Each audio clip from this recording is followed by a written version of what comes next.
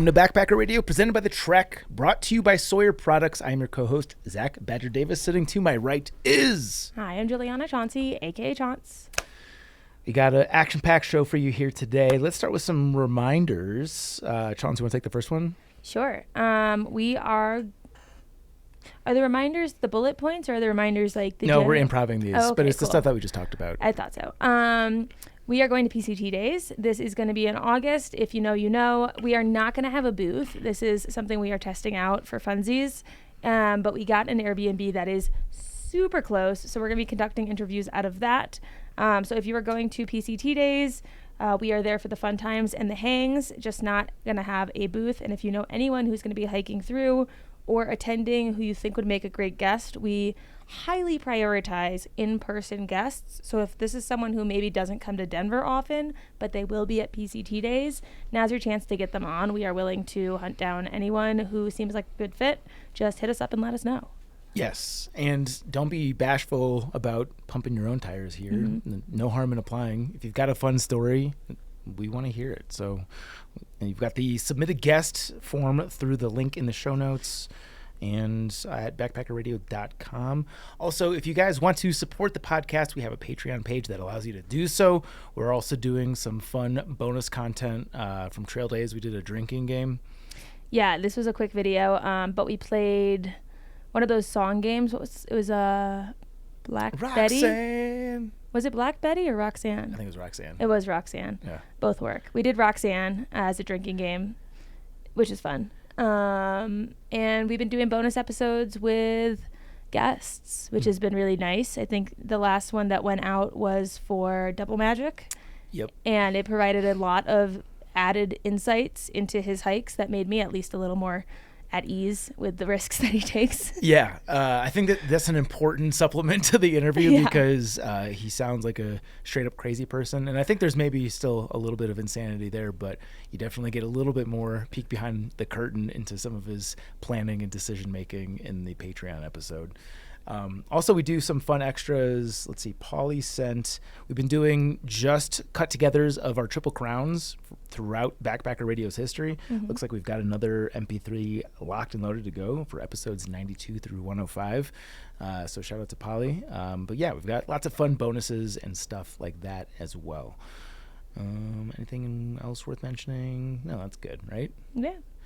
Before we get to today's interview, obviously this being the Trail Days series of episodes, we left you with the recap after Thursday evening. We haven't since recapped Friday, Saturday, and Sunday.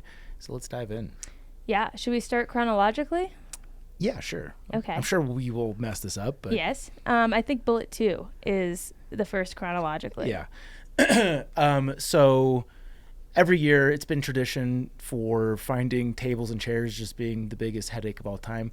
I always feel bad because I have to ask people who I know who are going to haul additional stuff for me because there's really no other affordable way to make that happen. In years past, we've literally just gone to Walmart, bought stuff, and then just given it to whoever wants it, which seems wasteful if people don't actually want the chairs and tables. So this year, we found a place that will actually rent all this stuff for us based out of Abingdon. Shout out to Blake. And we also learned that he is the town sheriff. Yes. And he had quite the story. Take it, Chauncey. Yeah. How did we learn he was the town sheriff? That's a great question. Well, as I was not the one on the phone, I think you're going to take the story part. But basically, we were supposed to get our tables from him on Wednesday night. Or Thursday night? Thursday night. Thursday night. We were sending Rachel on an errand to go pick up stuff, and then he texted me at the last minute being like, actually, sorry, I'm just going to drop them off at such and such address. You can pick them up there. I have a call to go make. Or he was pretty vague with the language. And this is before we knew he was a sheriff. Yeah, had no idea. Yeah. Yeah. And then I think it was on Friday or Saturday at one point, he came over to collect payment. And, well... first and foremost, I see a police officer approaching the booth. Which is always good. Yeah, it's fun because everyone's concealing sodas. Yes. And he walks straight up to me and he goes, so do you have the money for me? without having any idea of who this guy is.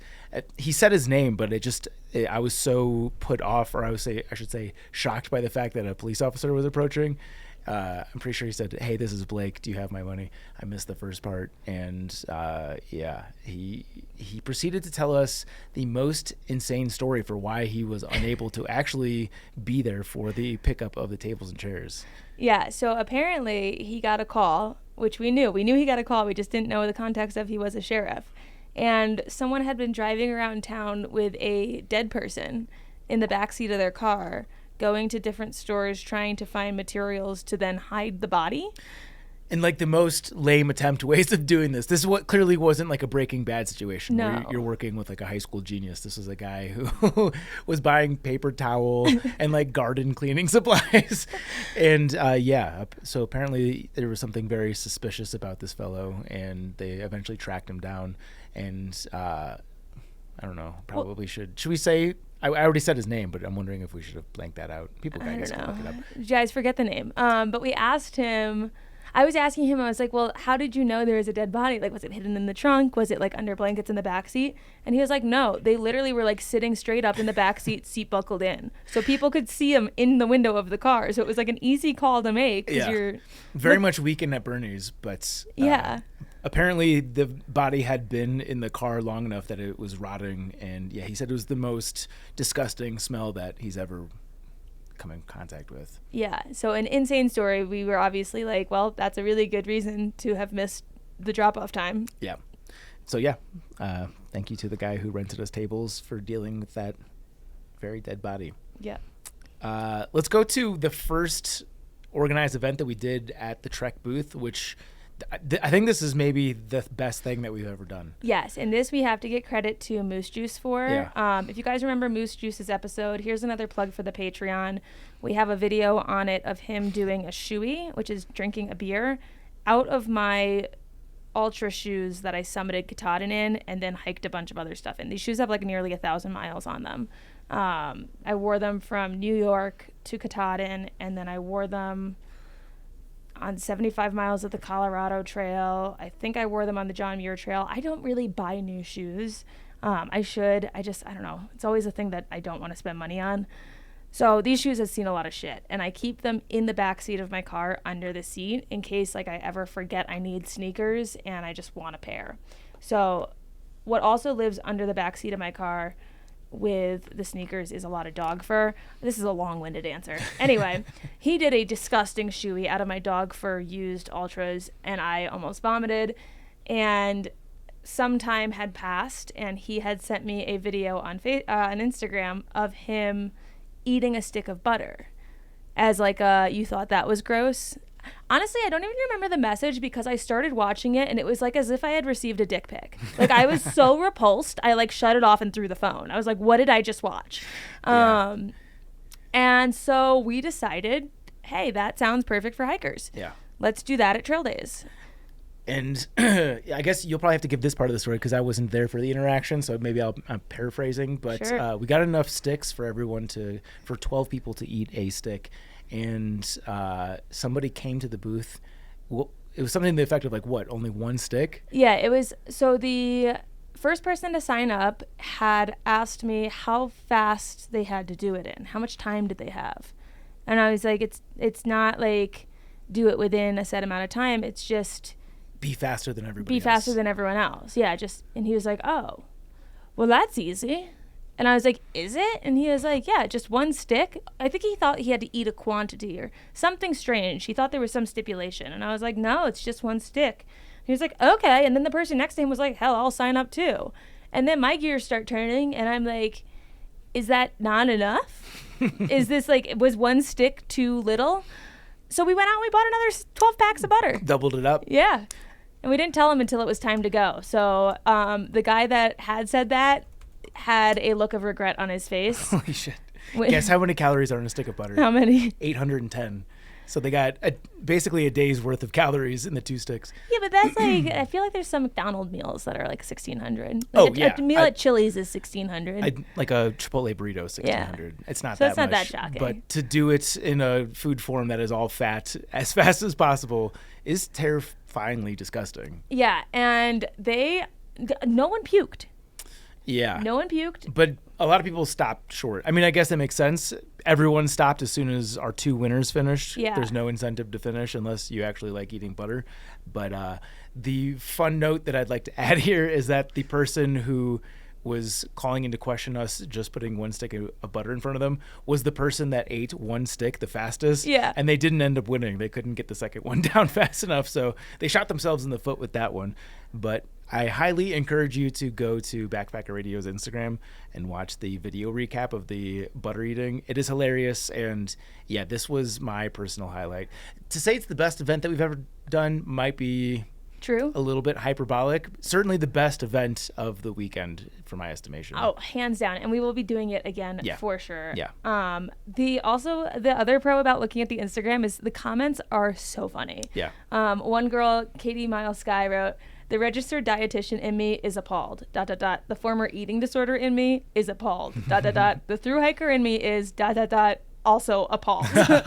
And then like there's ones like they've seen butter days. That's for sure.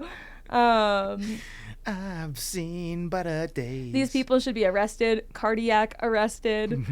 Like the comments are almost just as good. Yeah. Good puns, guys. Love it. Yeah.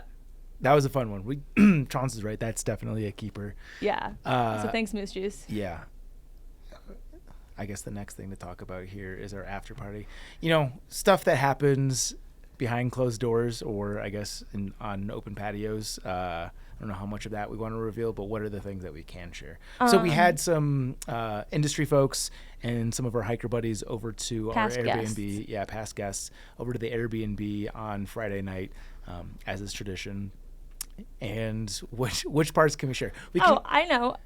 So we could start with Moron, who biked 2 trail days, and I was like, "Hey, come hang out with us. Here's our address. Sorry, it's not as close as it was last year. We had the perfect spot last year, but I was like, it's in Abingdon. Like it's a little bit of a ways." And he was like, "Oh, if I ride my bike there and I leave now, I could get there by this time." And it actually beat us there. And he didn't go through a torrential thunderstorm. Yeah. For those who are not familiar, because we haven't had more on the podcast yet, he was the host of Trail Correspondence, the most recent season, 2023. He was also a trail correspondent himself in 2021, I want to say. Chance crossed paths with him on the AT. I saw him at a shelter in Bromley Mountain, so we met there. Yeah. Funny guy. He's a character. He's definitely going to be on the podcast at some point, hopefully this year. But yeah, he was definitely. I would say he's MVP of that night. Yeah, here's another funny one. Was he started saying words? He was describing something to us, and he gave us like a German word for it, and we were like, "We don't know German," and he was like, "Oh, okay, it means this in Latin." We were all like, "But we don't speak Latin either." Yeah, he's a little too smart for us at points, but yeah, he's a character. One thing we can reveal is a prominent figure in our space was challenged to a shotgun, and he begged us to not share the video of him attempting it because it didn't go well. It was really bad. Yeah, we'll blank out who that was. But if he ever crosses us, we definitely have blackmail, so watch it. Yeah, I got the video. It wasn't bad. Like, he didn't throw up everywhere or spit it up or anything. He just couldn't do it. Yeah. Not everyone's got it in them. No. But that was fun. And of course, I doubt he would care if we shared this, but of course, horsepower won by a lot. Oh, yeah. Easy. Like, I don't even think it even touched his lips. It just went straight into his stomach. Some people have that ability to chug at a rate that is like, it doesn't make sense. Horsepower's got Isn't there like people that are missing that certain like gag reflex? I have a buddy who he can't do it anymore, but once upon a time, like if you gave him a beer in a pint glass, it was just like at the speed that you could pour it out was the speed that you could chug it. It's one of those things where like you just start swallowing before the liquid hits your lips, and I don't know how it works, but I've seen it. I've only ever heard of one girl having that. She sounds like a good time. Well, her boyfriend's the one that told. Oh. And it was because he was very happy. I guess the other thing we can talk about from that night is that we had a thorough dissertation on the Kendrick versus Drake rap beef, which is going to come back later in the episode. Guys, imagine being the lone girl on a porch full of dudes, and you make the mistake of asking, "What's happening with Drake and Kendrick?" And everyone just perks up, and they're like, "What's that?" you don't know about the beef between Drake and Kendrick? And I'm like, no, I don't know. Can you explain it? For the next 2 hours, we listened to every song back and forth in this battle, except for the Drake ones. Yeah, we didn't listen to any Drake. Which is funny because Garrett said the Drake ones were better. And you guys really got down on him for that.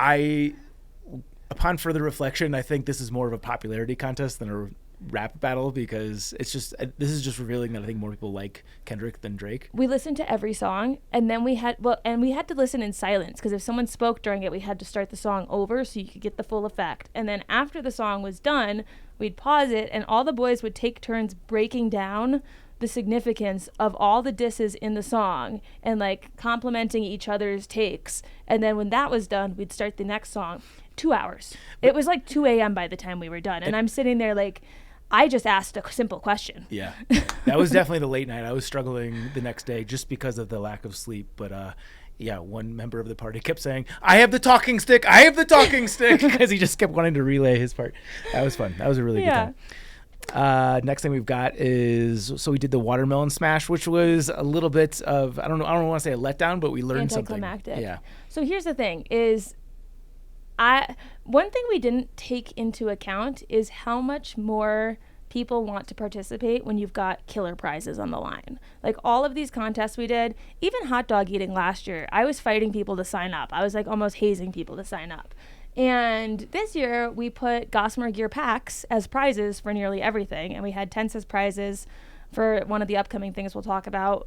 But it's so funny when you put a Gossamer Gear pack on the line, how much people want to participate. And so we are going to buy these watermelons with the mindset of last year when a few people tried. It was really hard.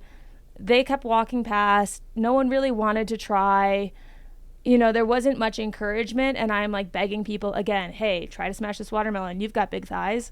And so this year we were like, let's make it easier. Let's get watermelons that are more oblong than round so that they will squish easier.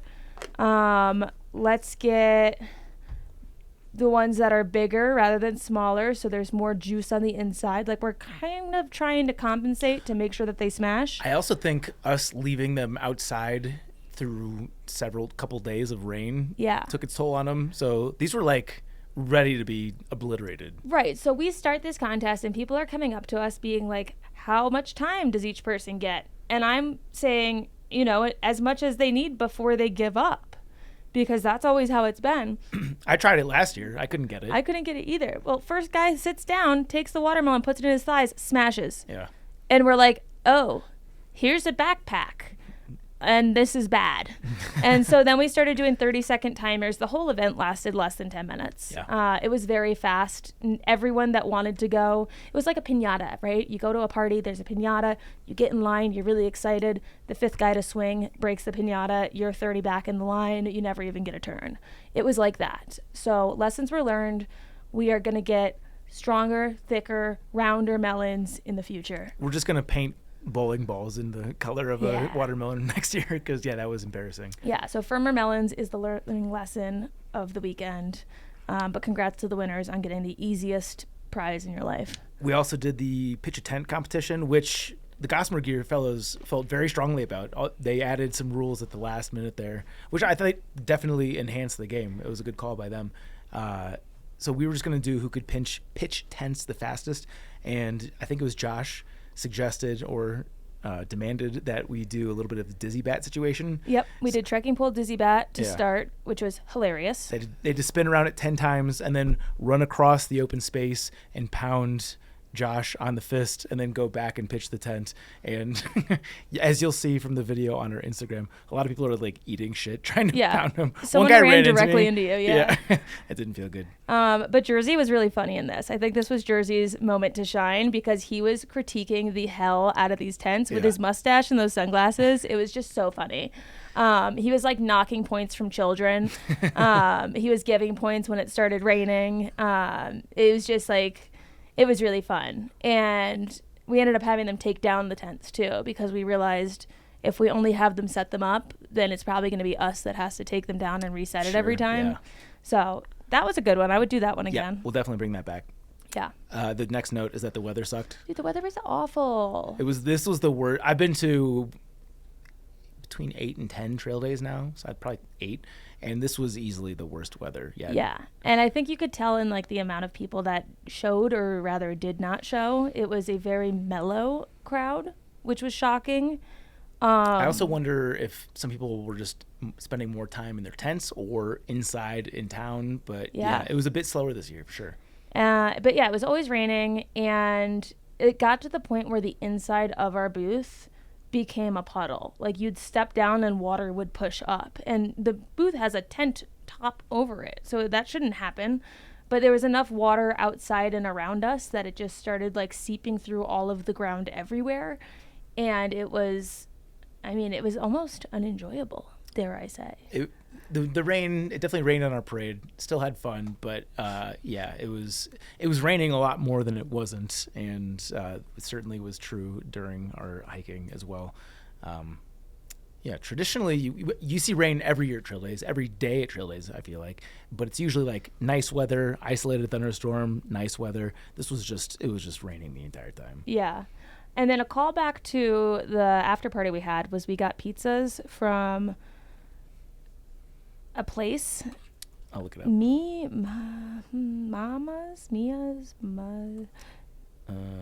Bella's?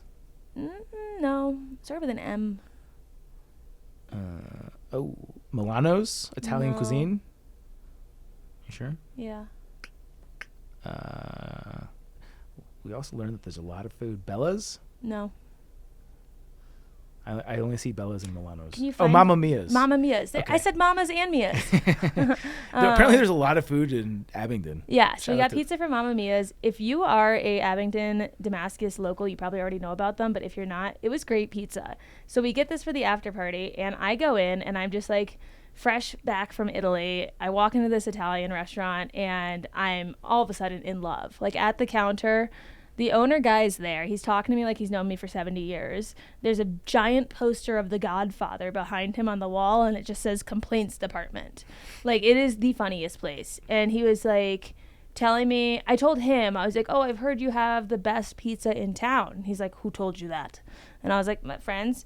And he was like, they're wrong. And I'm like, oh, I'm so sorry. Like, who has it then? And he was like, we don't have best in town. We have the best in the world. And I was like, okay, this is great. And so we bring the pizzas back. It was so good, we decided we're going to go there Saturday night too. Yeah, as a little like come down from a very busy Thursday, Friday, Saturday. We want to do a team dinner. Me, Chance, Rachel, and Alex, her husband. And so I go in and I go straight to the bathroom because I've got to use the bathroom. And I come out and everyone is at the table looking very uncomfortable. And I'm like, what's up, guys? Well, let me say this. Yeah, so we determined that this is a place that sells delicious food. Unfortunately, no alcohol. We did not know that. That was definitely a raining on our parade, not to continue that theme. But this is kind of your fault because you guys nervous ordered like iced teas. Why did you do that?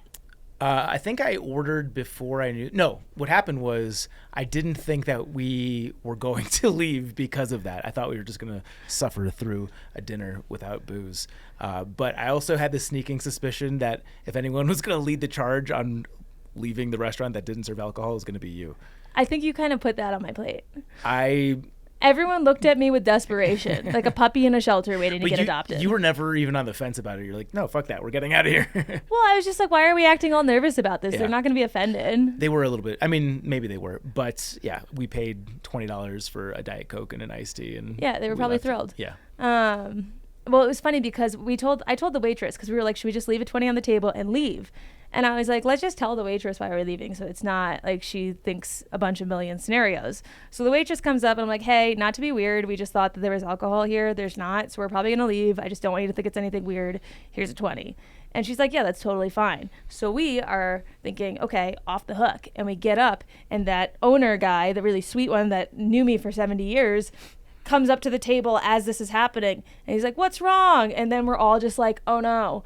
And so we had to explain to him that we needed alcohol. Yeah. And he was like, yeah, you're not the first person to be disappointed that you don't have a license. So yeah, we went to some like divey sports bar, and it was much more our scene. Yes.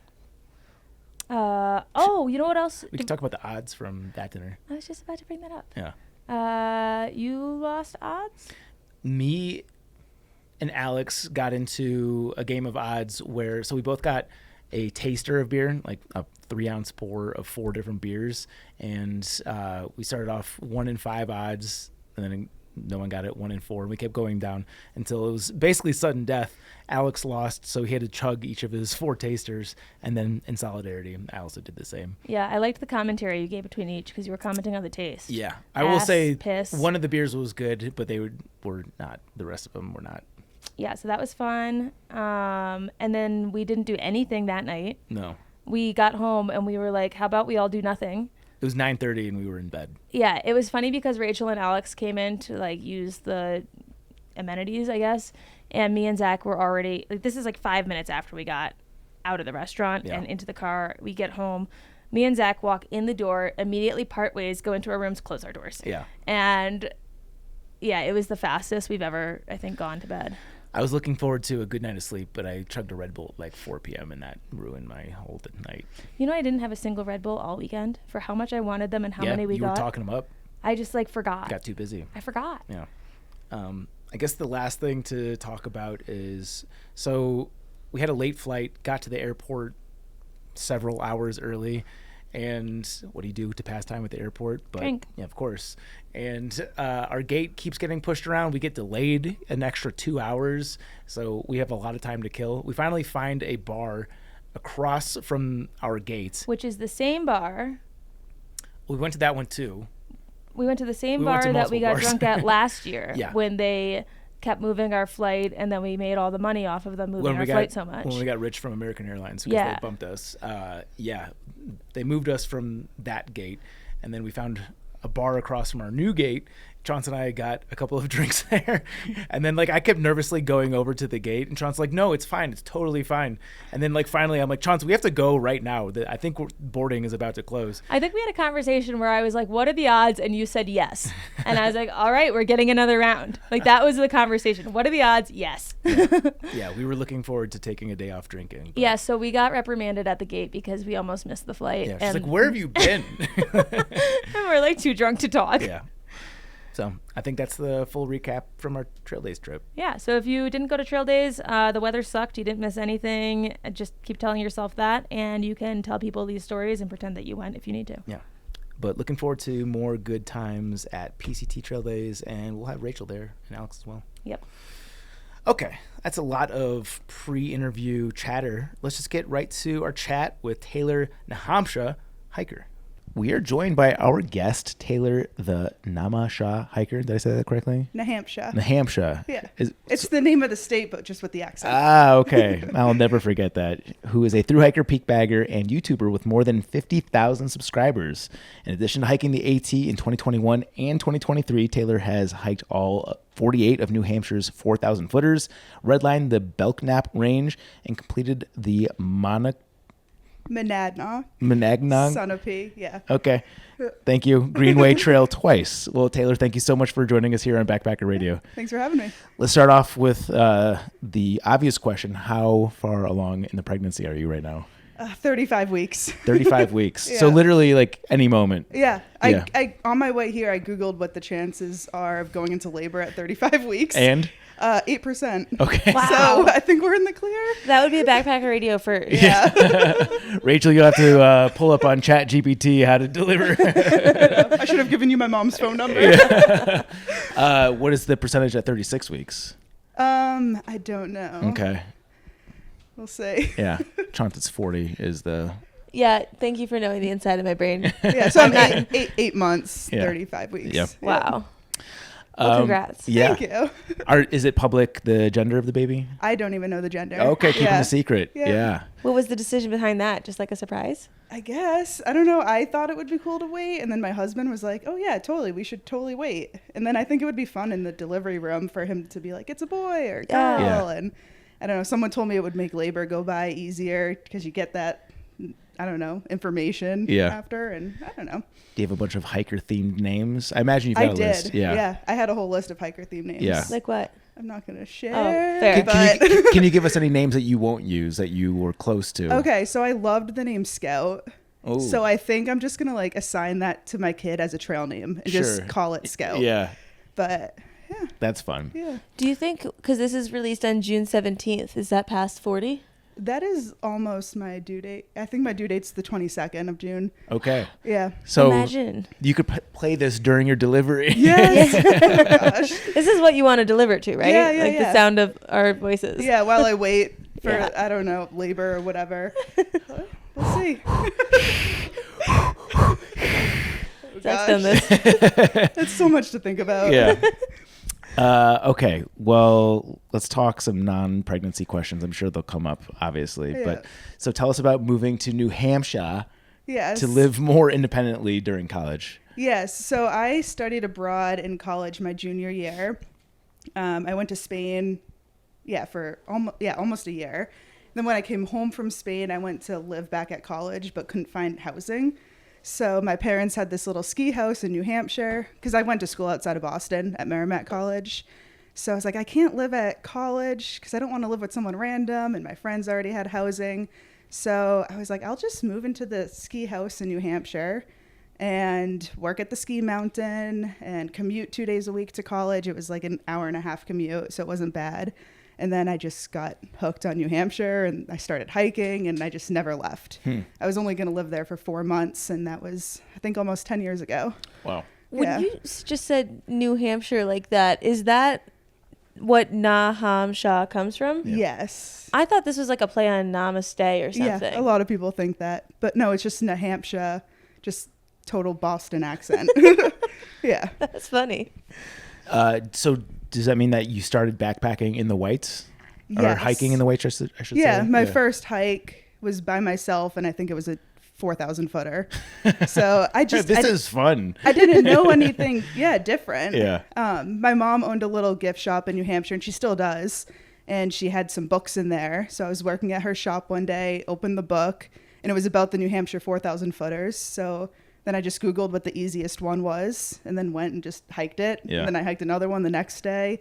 And then I think my second hike was in the Presidential Range. And just like that view was amazing. And then I got hooked and just did all 48 and kind of snowballed. Yeah. Where are you from originally? Hopkinton, Massachusetts. Okay. So it's outside of Boston a little bit. Okay. So Yeah. do you have the Boston accent? I'm not hearing it. I don't. My mom kind of has the accent. People, certain words, I guess, can pick it up. But Yeah. I don't know. I don't think I have it. Regionally, are you just too far away from it, or you like have actively fought against having it? I haven't actively fought against it. I think sometimes my R's are missing. Okay. But I don't know. Yeah. I think I was like 20, 25 miles outside of Boston. So I don't think a lot of my friends had accents. Yeah. So Have you always been a masochist? Because I feel like getting introduced into hiking starting in the Whites is an insane way to be introduced into hiking. We just interviewed another guest who's done crazy things, and he mentioned that he didn't like hiking in New Hampshire because it was too difficult. So like for that to be your first experience. But I didn't know anything else. Yeah. Because it was my first hike. I just thought that's what hiking was. Yeah. So Has everything else felt easy since then? yeah, like hiking in Virginia is a breeze. Like I absolutely love it. Yeah. And that was kind of my training grounds for hiking the AT, was doing all the 4,000 footers. Sure. So I think it trained me well. Yeah. Did the rest of the AT feel easy? Just being like, I've already chewed off the hardest part, and I don't want to say it was easy, but like I felt prepared for it. What was it like being around people as you get towards the Whites? Because people get scared the closer they get to the Whites, and they start getting like a little nervous. Not me, of course, but other people. What was it like being around hikers who were getting that dread? So it was really cool because my hiking partner in 2021 is from Ohio, and he never did like very much hiking outside at Ohio, I think. So just like seeing his face when we got up on Franconia Ridge and just like seeing his excitement was so fun for me because I'm so used to it. But like seeing his excitement, it was new. And then it started raining on Franconia Ridge last year in 2023, and everyone's afraid of like hypothermia and all this stuff, and I felt totally fine because like I could see the end, but for everyone else who's never been up there, they'd probably just think it goes on forever and they're never going to get below tree line again. So I mean, I think it's helped, but honestly, I hiked by myself a lot, so I didn't really hear a lot of chatter from other hikers about being scared for the Whites. So And you attempted the AT in 2020. Yes. And had to hit the pause button on that pretty early on. What was that experience like? So I hiked until Hot Springs, North Carolina. It wasn't until I was in the Smokies, that's when the ATC sent out that email to all the hikers and said, you should probably get off. So I finished the Smokies, got that email, hiked a couple more days. And then the guy that I was hiking with the most, it was such an easy decision. He's like, I'm getting off. My girlfriend's doesn't want me out here anymore. I'm going to rent a car, drive back up to Massachusetts. And at first I was like, that's I want to keep trying. And then I took a 0 day, I think, in Hot Springs. And then my mom called and was like, you should probably get off. And my husband called and was like, you should probably get off. And I was just mostly worried about things closing down, like airports. I was like, are they just going to stop having flights? Yeah. Am I going to be able to leave North Carolina? So I just got scared and just very impulse bought a ticket home. Yeah. Are you pretty insulated from the news of what's going on? I know it's different nowadays with you've got good cell reception everywhere. You can be plugged in, but some people choose not to be. Are you very aware of how insane things are around you, or are you somewhat not aware? Yeah, I remember being in the Fontana Dam resort, hotel bar right before the Smokies. And I saw on the news, in front of me, it was the president, I think it was Donald Trump, saying something about this COVID, and I didn't really take it seriously. And then when I get out and I get that email from the ATC, I was like, oh, this is serious. And then I think it was 2 more days to Hot Springs, and then I just started seeing people get off. But yeah, I didn't get that much information. I mean, I think the Smokies is the area besides the 100-mile wilderness where you're not going to get that much info. I saw one of my friends posted something with hashtag social distancing, and I had no idea what that meant. And so I had to Google it. Yeah. But yeah, I'm actually doing it pretty well out here. Yeah. But I don't know. So yeah, I was worried because I have a very comfortable style of thru hiking where I want to go to restaurants and hotels. And if I wasn't going to be able to do that, it just didn't seem fun to me. Yeah. So I was like, I'll just try again next year. Yeah. What was the vibe like around you? I think I started in February, so I wasn't really in the bubble yet. So I had 2 guys that I was consistently hiking around, and I think that was it for the other hikers. And one was an 18-year-old kid, the other was my age. And I checked into the hostel, and I think I was the only one there. So there was just not much of a vibe at all. Yeah. Yeah. Because the ATC made that recommendation in late March, right? Yeah. So most people that are planning to thru hike probably hadn't even hit the trail at that point. So being 3 weeks in, I feel is especially hard because you've already gotten a taste for it and you're having a good time. To throw in the towel there. Did you quit a job or anything to make it happen? No, because I've owned my own gift shop this whole time. And so the gift shop slow season is January to June. So I kind of always made that my thru hiking season. Yeah. So, sorry, heartburn. Yeah, it was easy for me to leave work. I had a full-time employee at the time, so she was able to manage my gift shop, and I could just come back whenever. Yeah. How does one get into the gift shop business? Sorry if I'm stepping No, that was literally where I was going with this. So my mom opened up a gift shop first while I was still in college. She retired from her big corporate job while I was in college, and then got that summer house, seasonal house in New Hampshire, opened up a little shop there. And so I worked part-time there until I was graduated. And then once I graduated, I learned so much working for her that I opened up my own shop, kind of 20 minutes down the road. And so... Are you competing with mom? No, not really. But since I opened up my shop 20 minutes down the road, I actually moved my shop. And so now it's in the same building as her shop. So it's more like one massive shop. And we don't really compete. We kind of help each other out. Sure. So it works. Yeah. What is the best parts and worst parts of running a gift shop / owning a gift shop? The best part, I guess, is the flexibility. I can just leave for 4 months as long as I have all the shifts covered. Then I guess the hardest part is finding people to cover the shifts. But I like working for myself because there's days if I don't feel like doing anything, I can show up to work and just play Wordle and play computer games all day, or I can show up to work and clean the whole thing. I can just pick what I do. So that's nice. What's the best gift that you sell? Same question. This is so weird. Well, I guess I can plug because I just came out with Appalachian Trailopoly. So sweet. it's just a normal Monopoly game, but every square on the board is. What's the boardwalk? Mount Katahdin. Nice. Do you have to get in touch with like Big Monopoly to be able to do this? No, there's a company that specializes in these Opoly games. So they deal with all the like legal, logistical stuff. And I just tell them what I want on the board, and I sent them my designs, and they put it together, and they make it all.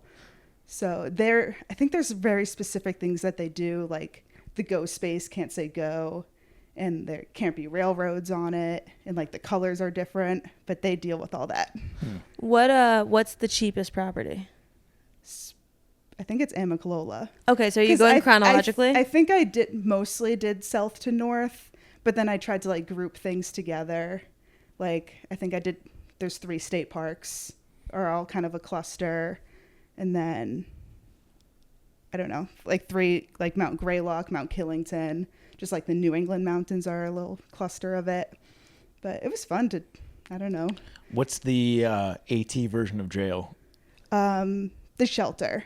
Because when you get sent to jail, it's like, like rainstorm or a thunderstorm. You have to go back to your tent and you can't leave until the thunderstorm lets out. Yeah. What about free parking? That's Trail Magic. Ooh. Wait, that's the space where you get all the money, right? Yeah. Trail What Magic. about the railroads? Are they privies? So the chance card is privy. Okay. Community chest is shelter, I think. Railroads. Oh, railroads. I think those are the like national parks, maybe. I think Shenandoah, Smokies, and then I think I did White Mountains and the Blue Ridge Mountains. It was hard to group things together. Yeah, that's fun. Yeah. What's the best community chest card? I mean, for brand this weekend, the best community chest card I think would be Trail Days. All tokens go to Damascus. Yeah. Ooh. So I think that'd be fun. Yeah. That is fun. Yeah. What's the gift that you sell the most of? I've honestly shipped out hundreds of these board games in the last like week. But then I have just a plain t-shirt that says Nahamsha across it. And that's been like my classic gift since I opened. Is that because people are fans of you, or do they get the joke? No, the gift shop came before the trail name. Is the gift shop named New Hampshire? Yeah. Ah. The gift shop is Nahamsha Gifts. And so I went into the trail like not having a trail name. But when I made my Instagram account, I had my Nahamsha Gifts Instagram. So I was like, well, I'll make another Instagram and I'll name it Nahamsha Hiker.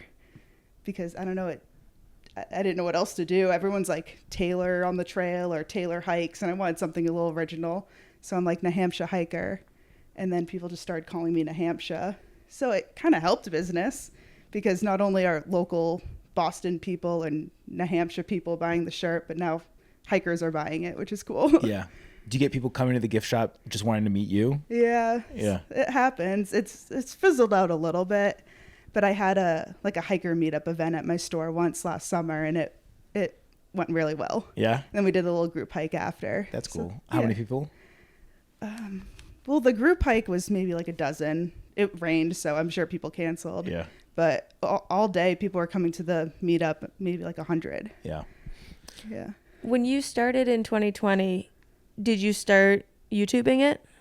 Yes. Yeah, I think I actually remember leaving my gift shop one day because they were doing construction in the parking lot, and I threw a little fit. I was like, no one's going to come shopping. Like, there's all these construction vehicles, and it was the off season anyways. So I just left, and I wasn't supposed to because I was in some association and I had to follow certain hours. So I remember just, I don't know, throwing a fit, and I left, and I went to go for a hike, and I took out my phone, and I'm like, I'm just going to film something real quick. And so like I put it on myself, and I was like, hey guys, I'm thinking about doing the Appalachian Trail, and I'm just going to post this video on YouTube and hold myself accountable. And I posted that. And then I didn't do anything for like a few months with my channel. And then I actually like started to commit myself. And I was like, okay, I'll make a video of my gear, and I'll make a video of this because I saw other people doing it, and it worked. I guess people just started watching, and they watched all my prep. They watched my 2020 hike and 21, 23, and now I'm still making videos. What was the comment section like when you were deciding whether you should stay on trail or get off?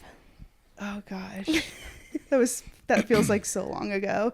I'm sure there's a lot of people that didn't really understand through hiking, that a lot was like, but you're already isolated. And I had to be like, because no one really knew what COVID was at that time. So a lot of people were like, just stay in the woods. And I was like, but I want to go to hotels and I want to go to restaurants and nothing's open. And so I felt like I was just trying to explain myself over and over again. But then at the same time, I knew that I could just easily do it the next year. That's interesting. So they were telling you to stay on. Yes. I mean, I feel like people respected my decision, but yeah, a lot of people just wanted me to stay on. Huh. I know it's tough getting the peanut gallery's opinion, especially with something as divisive as COVID. So yeah. I don't feel like I'm a very controversial person, but people always find things about what I do and start debating it in the comments. Yeah. So were you, I imagine, like the anticipation to get back on trail the next year was out of control. Yeah. Yeah. I was excited. When did you start? In 2021. Yeah.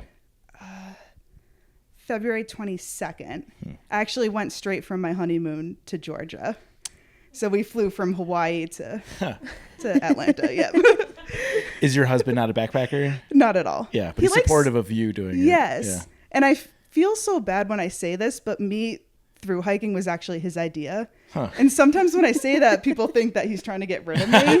But he would see, like, I was watching like videos on YouTube, I was reading books, and I was just so fascinated. I was buying backpacking gear when I've never even backpacked before.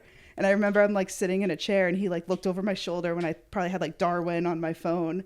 And he's like, why don't you just do the trail? And I was like, what? Like, I was like, I'd never thought of doing it myself. Yeah. I was like, you think I could, like, I'm scared of chipmunks. And so, I mean, he put the idea in my head and I'm like, what do you think? Like 3 years from now, 4 years from now? He's like, just do it next year. I don't care. So he was really on board. Yeah. Where'd you meet him? Working at a ski mountain. Okay. Yeah. So I moved into my parents' ski house, worked at the ski mountain. I met him the day I went in for an interview. Wow. Nice. So that's probably a big reason why I haven't left New Hampshire yet. Yeah. Is he supporting you along the way? He doesn't really get that much time off work. So he works as a ski instructor manager at ski mountain in the winter, but he's also a full-time year-round boat mechanic. So he's a lot of times working 2 jobs, and then when he's just working his mechanic job, he doesn't really get 2 days off in a row. He'll like work for a couple days, 1 day off, go back, 1 day off. Yeah. So he came out to visit, I think once when I got off trail to do a marathon, which was a whole story. I took a 0 day to go run a marathon. That's Just crazy. one? Yeah. Just 1 0. Yeah. I don't know if that counts as a 0. I know. It was 1 day to drive to Delaware, 1 day to run the marathon, 1 day to drive back. So I guess it was 3. What was the inspiration for doing a marathon in the span of a thru hike? My friend signed up and I don't know, FOMO, I guess. Yeah. Like I do marathons, not because I'm good at them, but because I like seeing new places and traveling and hanging out with my friends. So my friends are really good runners and I just tag along. So You're doing marathons. You can't say that you're not a good runner. I mean, I walked a lot, but it was also kind of an experiment. I was like, because I got off, I was in Daleville, Virginia. I don't know how many miles in, but I was a decent chunk into the trail when I got off. And I just wanted to see how fit I was. I wanted to see if I would like beat my time, because there's been one marathon that I actually trained for. So I was like, am I fit? Can I beat that time? So How'd it go? It went, I don't remember what the time was, but Did you beat your training time? I don't think so. I think Okay. it ended up being my slowest marathon. Yeah. But I did it. I mean, it's also good not to push yourself, because to get injured running a marathon coming on your 0 day would be kind of a bummer. I was Yeah. literally going to say that. Were you worried about what if I fuck my whole hike? Yeah, because, I mean, 2 miles into the marathon, my knee was throbbing. So I didn't want to permanently damage it. But, I mean, it got better. I walked, I think, the last 5 miles, but, like, speed walked, and nothing happened.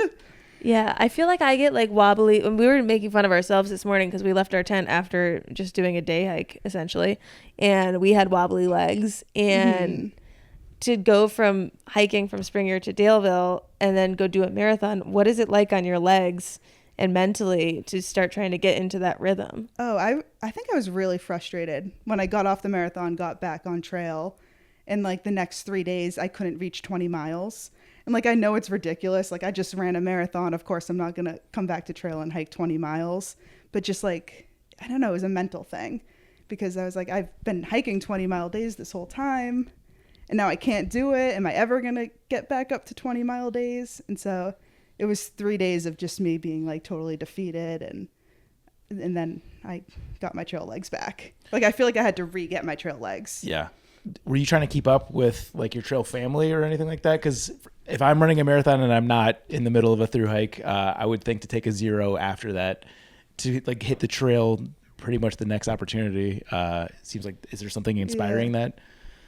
I mean, I didn't really have like a trail family at all. But because I did get off trail for 3 days, and when I got back on, I was meeting hikers that I've out hiked like a week ago. So that was kind of cool to meet up with them again.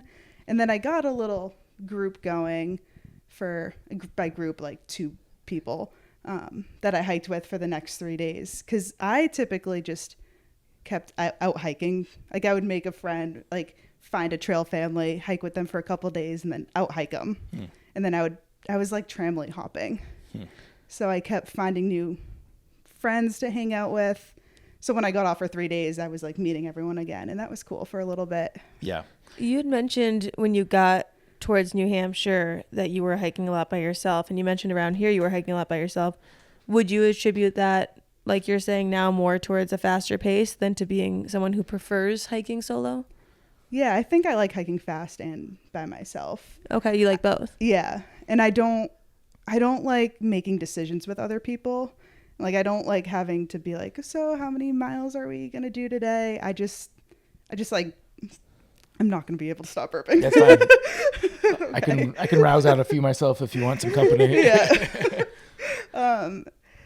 Yeah, so I like doing my own thing. I don't like consulting with other people about making decisions. And it works. I'm very independent. So that kind of hiking style works for me. Have you always been that way, or what do you think attributes that kind of, like, I feel like there's a level of self-confidence you need to have to be able to be confident in doing your own thing against the grain. Yeah, I think I've always been just independent.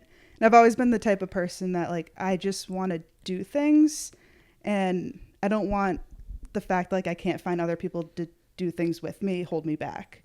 So, like, if I want to go out and hike a 4,000 footer, like, just because my friends aren't available, like, doesn't mean I'm not going to go do it. I just want to go do it anyways. Yeah.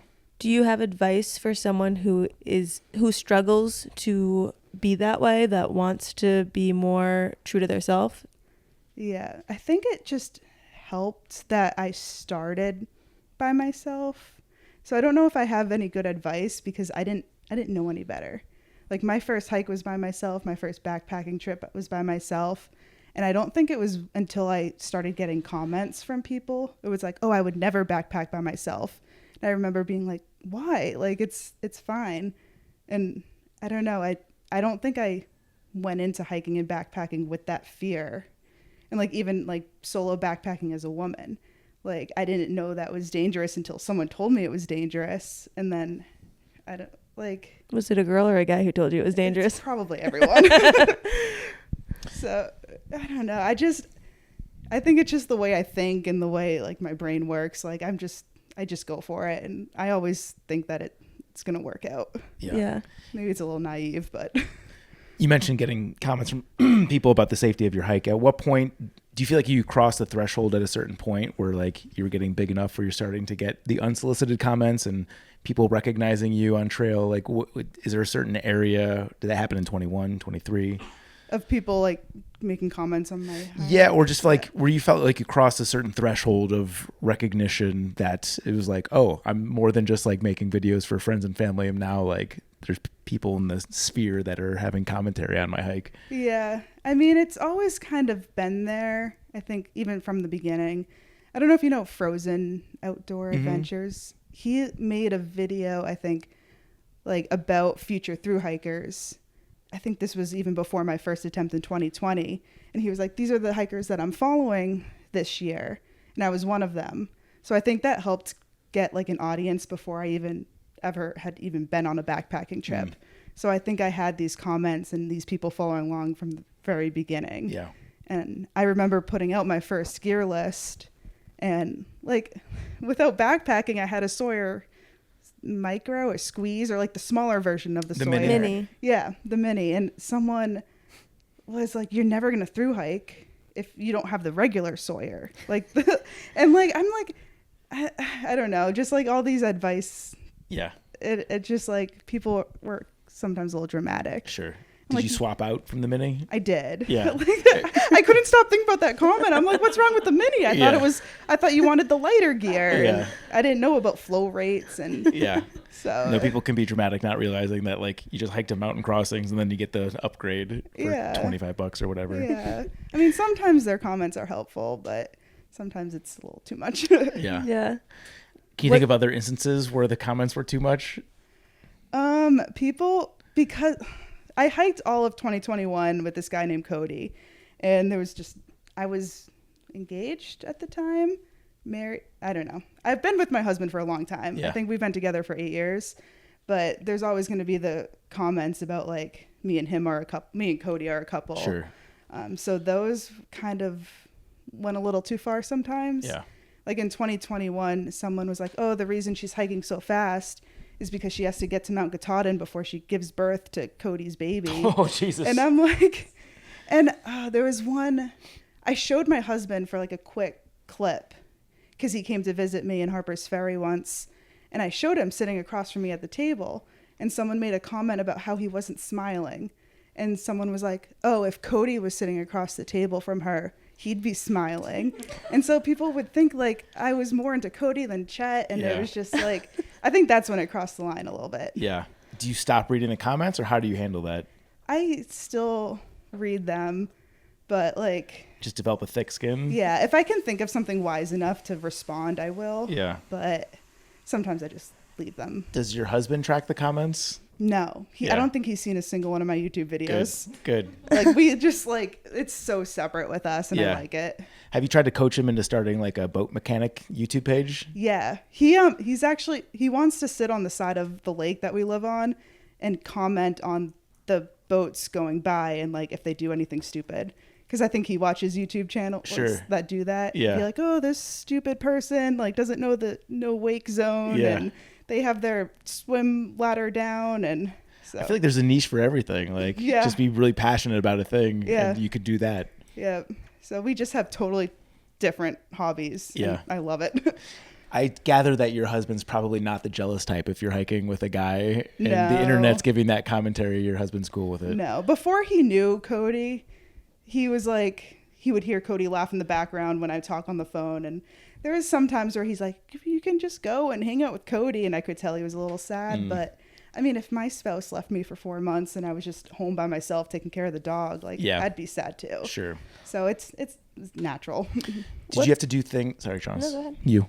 I was going to say, what's the motivation to continue YouTubing? Because when you're mentioning like people getting on you for the Sawyer Mini and telling you you'll never thru hike if you have that, or say, like making all these comments about Cody, for me personally, like this is me deflecting onto it, but I got sick of the comments and I just stopped YouTubing for like a year or two because I just didn't want to deal with it. And I'm slowly getting back to the place where I'm starting to post again, but it just made it not fun for me. And for me, it was like, if it's not fun, I don't want to do it. And I'm not having fun when like, it's just this all the time.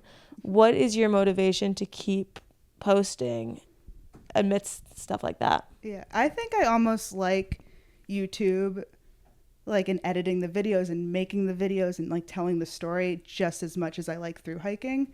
So it's kind of like I have two totally separate hobbies that I got to combine. And so I enjoy like setting up my tripod and getting shots of me hiking and going and editing them at the end of the day and just like making, it's like kind of like an art, like making the video. And so I really enjoy that. So I kept doing it.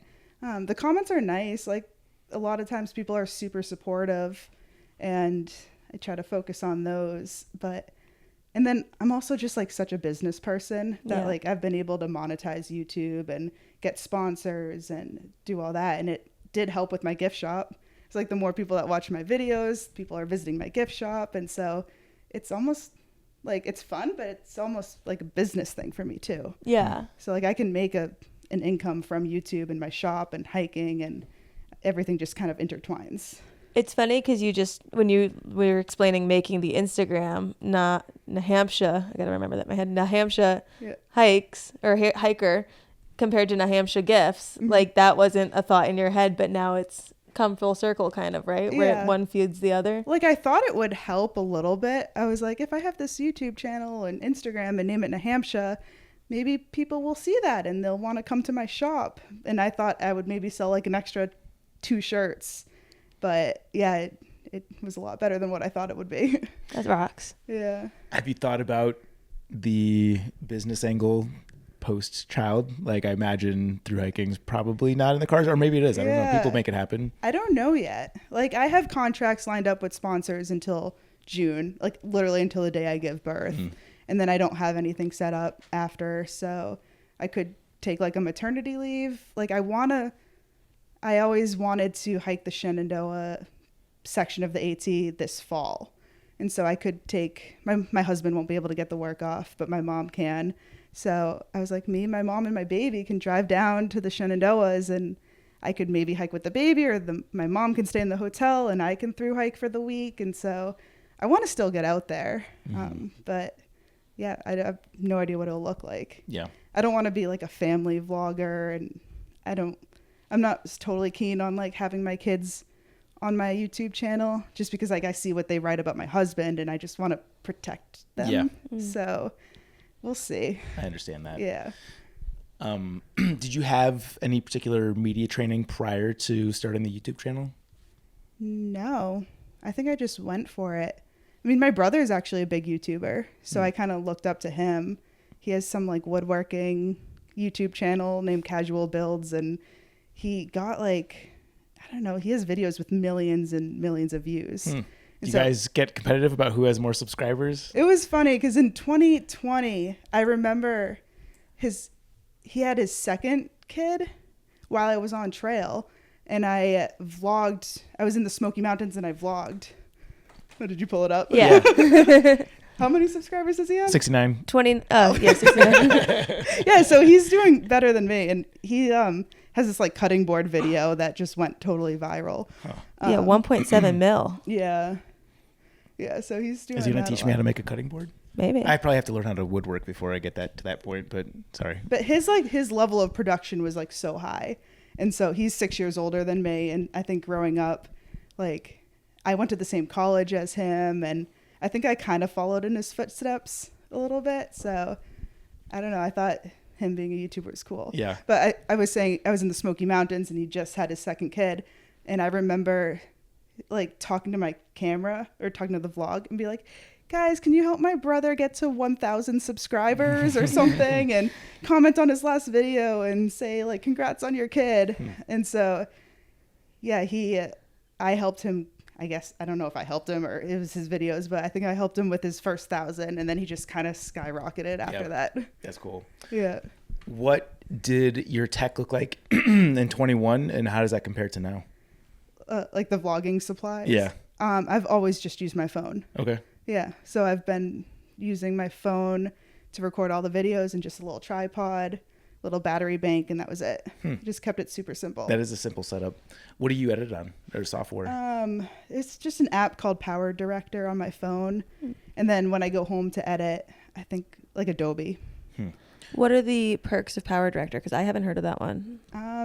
That's the only one I've ever I probably went into the App Store and downloaded video or searched video editor and just went with the first one. Are you an iPhone or an Android user? Android. Okay. But I think in 2020 I had an iPhone. I actually might have used iMovie the first year. Yeah. And then once I got the Android, I switched to a different app. Yeah, because it doesn't have iMovie. Yeah. Yeah. No. Interesting. And so you said you go home to edit the videos. Are you doing this on the trail, or are you doing most of them after the trail? Yeah, on the trail, everything was edited and posted on my phone. But like now, when I go out and film a video, I come back and I have like dual monitors and like a gaming PC, and I have the whole setup. Yeah. Because my husband's super into gaming, so he got me a good little home office. That's cool. Yeah. What standout stories do you have for us from the first AT thru hike? The first thru hike. The first thru hike. Not in 2020. Right. All right, 2021. A standout story. 2021 just went so smoothly, I think. Like, I could count on one hand the amount of times it rained. I didn't get any injuries. I hiked the whole trail with Cody, and like we were the perfect like hiking partner group, because like I was saying, I don't like making decisions with other people. Like, we were always on the same page. And I don't think anything crazy happened. I should have like thought of some stories beforehand. It seems like it was forever ago. Yeah. You mentioned that you were hiking fast. How quickly did you do the trail? 120 days. Okay. So it was exactly 4 months. Yeah, that is fast. Yeah, February 22nd to June 22nd. What kind of mileage were you averaging a day? About 20. I mean, I started the first week doing 16 miles a day, and then I get to a point where, like, if I'm not doing 20 miles, that, like, I wasn't doing enough. Yeah. And I think I took 7 zeros on the first thru hike. Do you attribute the fast finish? Have you always been athletic, or is it the fact that you trained starting off in the whites?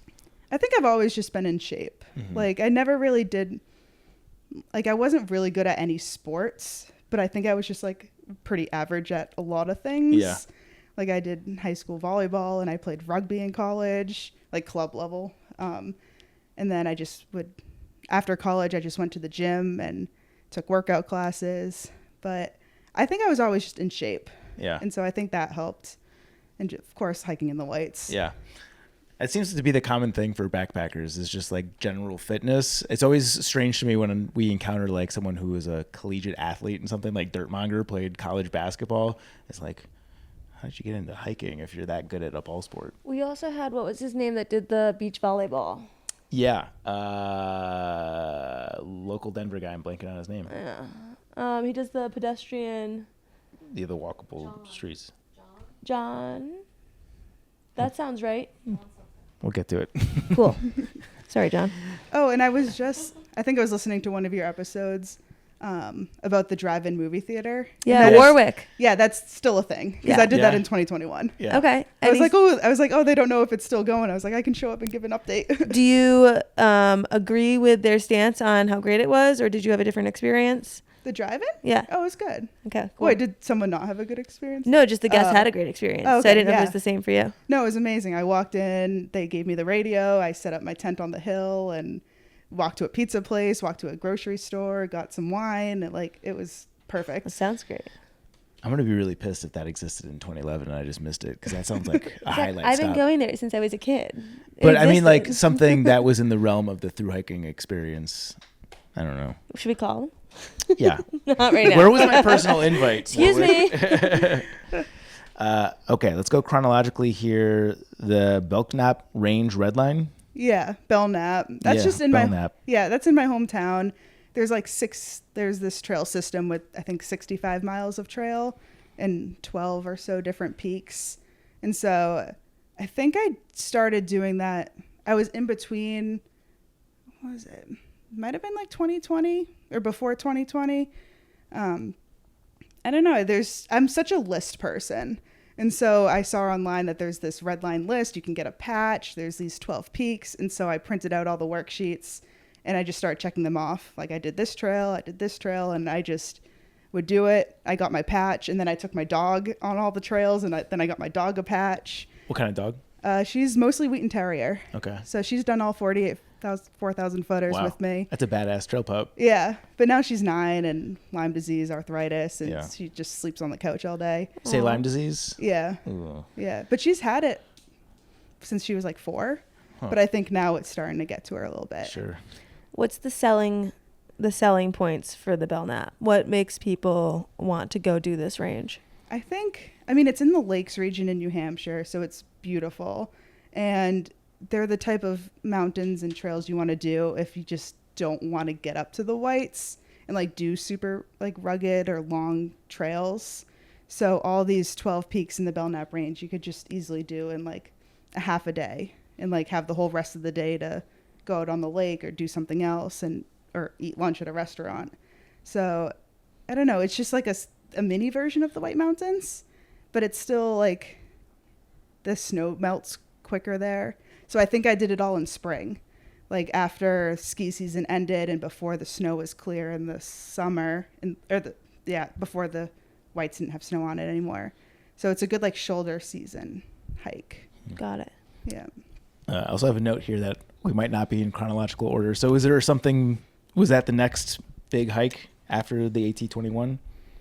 The Belknap Range? Yeah. No, I did that first. Okay. I think I did that way before I thru-hiked, because I did them all as just day hikes, and they're like 10 minutes away from my house. Sure. So I can get up there, do a couple trails, come back down. I was even like doing trails before work. So it was just easy. Yeah.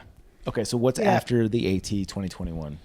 2022, I got married. That's a good thing. So I didn't really do much. Yeah. Where'd you get married? Rangeley. In a train town. Nice. Trail town, yeah. In a what? Trail town. Oh, trail town. I think you said a train something. No.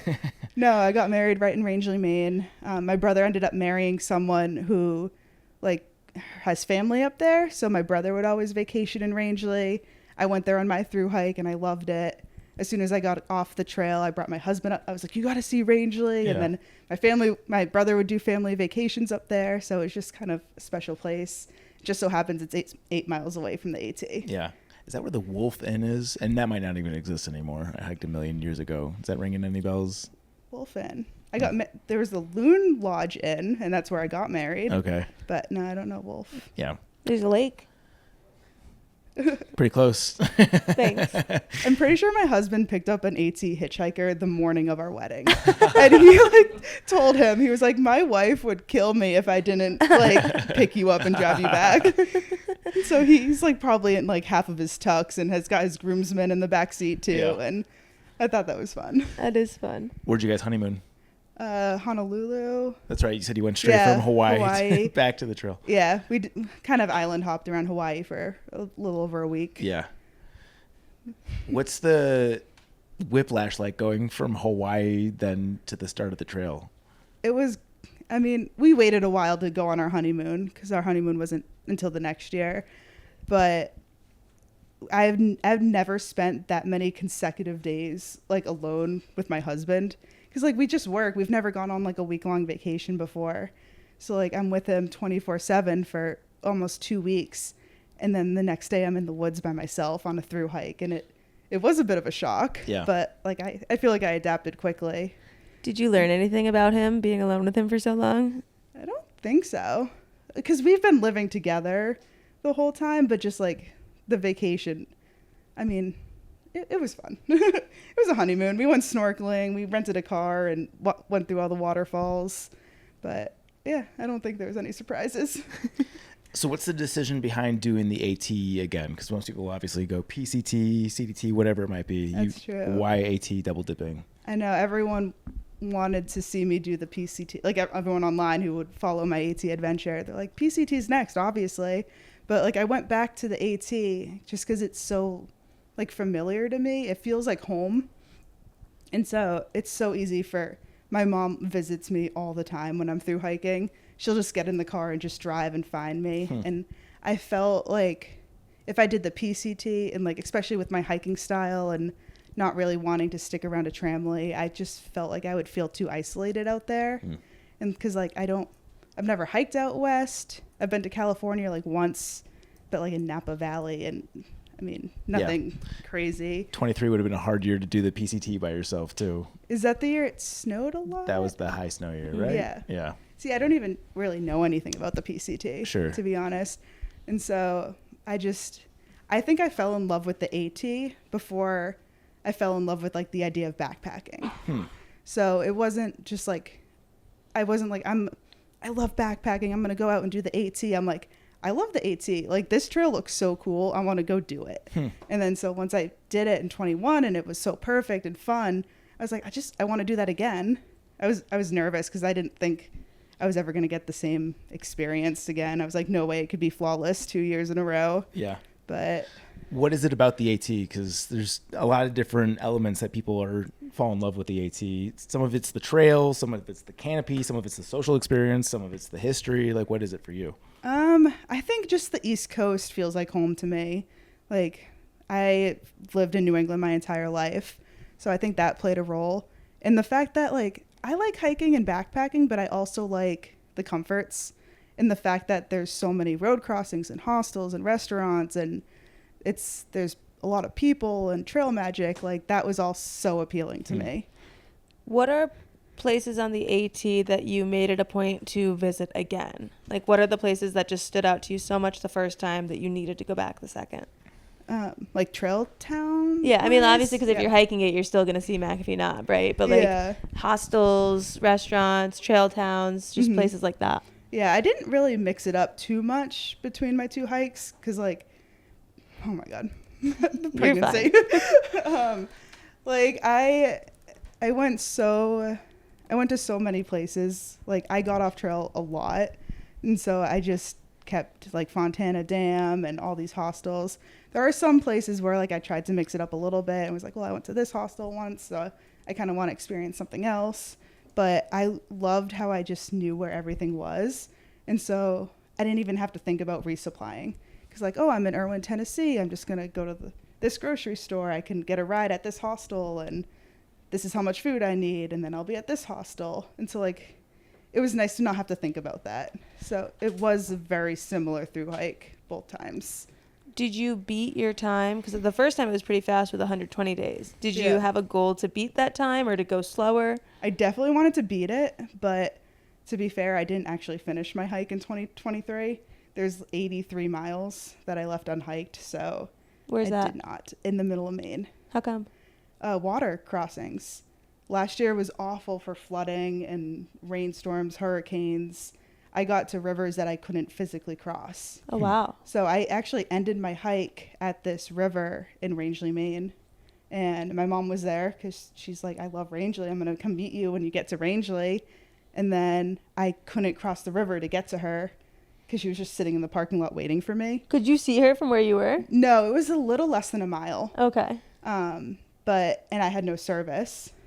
So I couldn't text her and tell her that I couldn't get to the parking lot, and it's like 8:00 at night.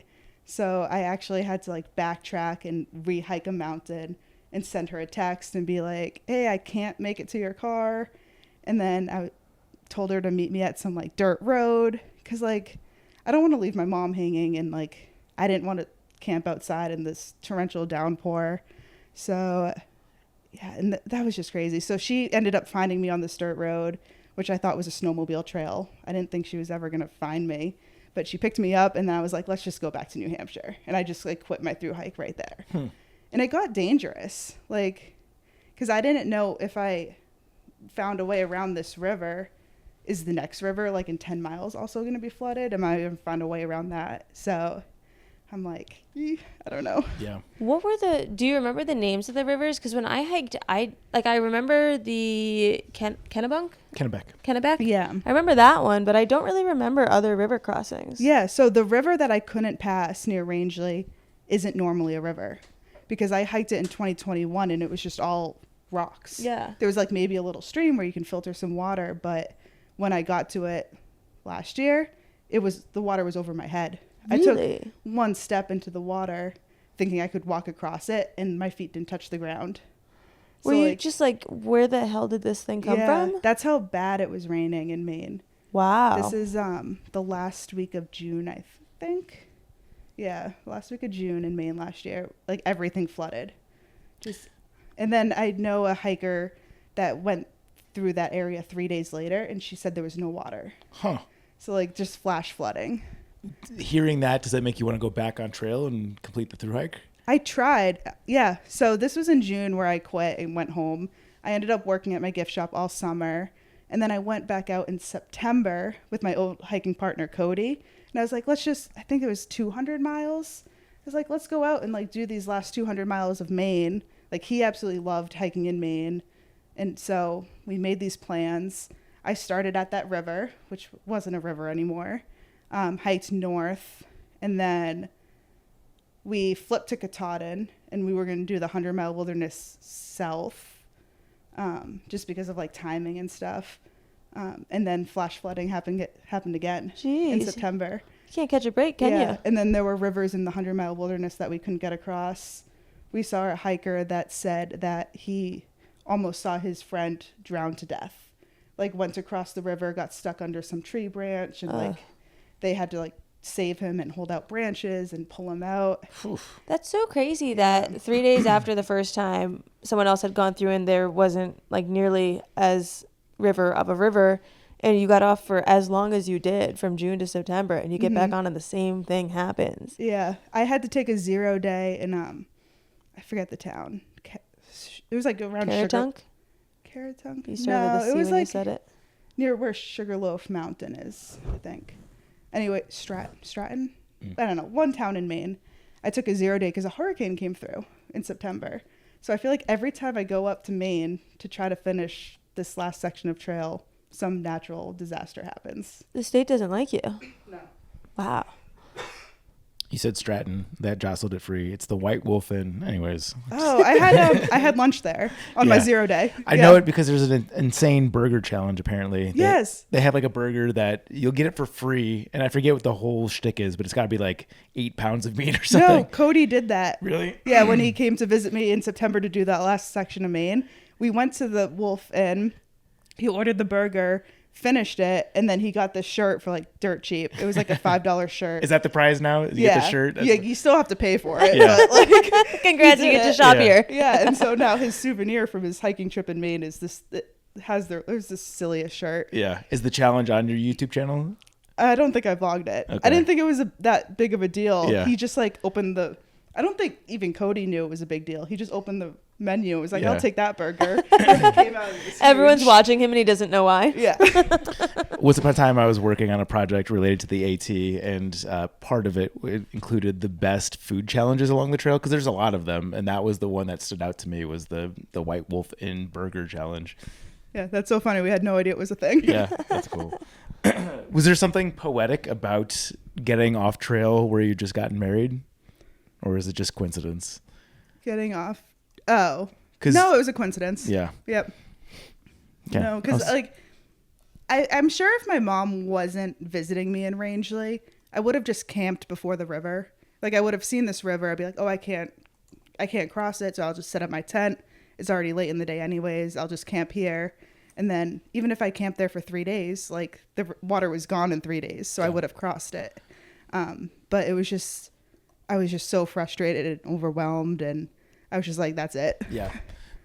Were you able to enjoy the second, I don't know how you classify it, through hike to the same extent as you did in 2021? Because like going back to the AT after through hiking it for me was like such an emotional, overwhelming experience. But I feel like the number of times I've been back since just doesn't have the same like vivid emotional impact on me as the first experience. Were you able to enjoy it as much the second time? I did for the first half. Like I was having the time of my life.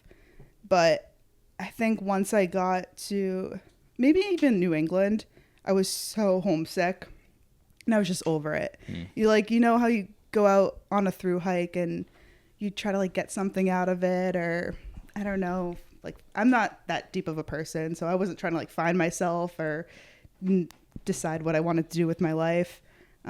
But I get to New England and I just had this like overwhelming like feeling of just like contentment. I was like, I think I got out of this hike what I wanted. Like I didn't even know what I wanted, but like I just felt fulfilled. Yeah. And so I got to New England and I just wanted to get off the trail so bad. Like my husband visited me on the border of Massachusetts and Vermont in that town. I think it was Lee something. And I almost just went home with him because I was just so over it. Yeah. And then a couple days later, I'm hiking up a mountain or a week or so later, I'm hiking up Mount Cube in New Hampshire. And I just like was so homesick. I felt like I couldn't physically like walk up the hill. And like I stopped. Like I sat and like looked at the view. I was like, I don't think I can like there was nothing wrong with me physically, Right. but just like the mental block I was like, I can't continue. Like, I don't want to be out here. This isn't fun. So I ended up hiking south. I turned around and I hiked south to the parking lot of that mountain and had my husband come and pick me up. And then I took a couple days at home. I like decompressed and then I got out. So starting in like Connecticut all the way up to Maine, I just did not enjoy the trail. Do you think part of that was the proximity to home? Because I grew up in New York, and so I, like, for New York, slot packed a lot of it and just slept in my bed at home each night, which was wonderful. But a lot of the pull to just go back home was because it was so close. And the nice thing about the South is, like, when you're in Georgia, you can't just go home, right? Like, if you go home, that's a thing. You can't just, like, get off and quick bop over to home. Do you think that being so close to home brought up all those feelings? Yeah, I think it was a mixture of being close to home and just like being so far into the trail, because I think at that point I'm 1,700 miles in and like I've already done it once, and I lived like 45 minutes away, so it's not like totally easy to get off trail, but it is. Like, my husband gets out of work at 5, he can come pick me up at 6, I can be home at 7. So that's pretty easy. Yeah, I mean, yeah, in the grand scheme of things, that's pretty easy. Yeah, now that I say it. But yeah, I think I was just like so far into the hike at that point, and I was just content. And I had hiked the New Hampshire section of the trail so many times that like this was so familiar to me. So I'm like, why am I out here? Yeah. So, but I kept pushing through until like I physically couldn't with the rivers. Yeah. Is there a part of you that feels compelled to stay on trail because you have an audience now? Like, you don't want to let them down, or you feel like that? I don't know. Yeah. I mean, I definitely think the YouTube videos helped because I feel like I was telling a story, and like I wanted my story to be the whole through hike. And like, even when I decided to flip in Maine and like I hiked to that place with the wolf lodges, and then I went up to Katahdin and started hiking south, like I felt uneasy about doing that because I'm like, this doesn't tell the story of like a whole through hike of like, but I know everyone's hike is different, but I just, in my mind, I just had such a typical no-bow through hike experience that I wanted. So I did felt like I had to keep it going. And so I made a AT documentary video for my hike in 2021, and people are still watching that like every day. And I get comments every day about that because I think it just tells the whole story. Yeah. How long does it take to edit together? What's the length of the documentary? Like an hour and a half, I think. Okay. It was a little longer than I thought, but there wasn't really a lot that I wanted to cut out of it. Yeah. I think the rule of thumb, I went to school for broadcasting. I think the rule of thumb that they used to tell us in school was 3 hours for every minute. Oof. Okay. Wow. So a year and a half to edit. I'm like, what's the math there? How long did it take you to edit together? It wasn't that bad. I probably spent like a week putting it together, like and that's with my normal job. Yeah. I'm getting nervous and doubting myself. Look that up. But I think that's right. I'm sure putting together like a like when you're major editing motion like something picture like and a YouTube documentary. yeah, like something where you're different. doing audio and you're you Yeah. know color correcting and doing things like that. Yeah. I didn't really put that much effort into it. I just took all my favorite clips and days from my through hike, put it together. There's a couple voiceovers, some background music, but it was pretty easy to make. Yeah. So 50,000 subscribers, no small feat. Somebody listening to this that wants to follow in your footsteps and be a successful YouTube vlogger, what are your tips for them? I want to make sure that they actually enjoy it before they go for it, because I hear so many people who want to vlog their through hikes but don't like editing or don't like talking to the camera, and I'm like, you're trying to like something that you don't like. So make sure you have a passion for it before you go out and through hike and like try to vlog every day, because you will burn out. So I feel like it takes a certain person. And if you're that person that likes to through hike and edit and post and like keep up with all of that, go for it. But I did keep it super simple. Like I tried to not make my videos too long, like 7-8 minutes. And then I only used my phone. Like some people have like their GoPro and this and that, and I feel like it gets a little complicated. So I would just take all my video clips from my day of my through hike, put them all together in the software, like clip a couple things and then post. And so I just like, I kept my routine and like my process super simple. Yeah. Because I didn't want it to like take over my hike. Yeah. I forget who I was talking to. It might have been Ian Mangiardi. who said that for him, or maybe advice for doing vlogging, I'd love to get your take on this, is the most difficult part is you want to capture both the lows and the highs, and those are the times that you're least compelled to actually want to pull out the video camera, because during the lows you're so depressed that you don't want to be talking to a camera, and during the highs you want to live those experiences and not be thinking about documenting it.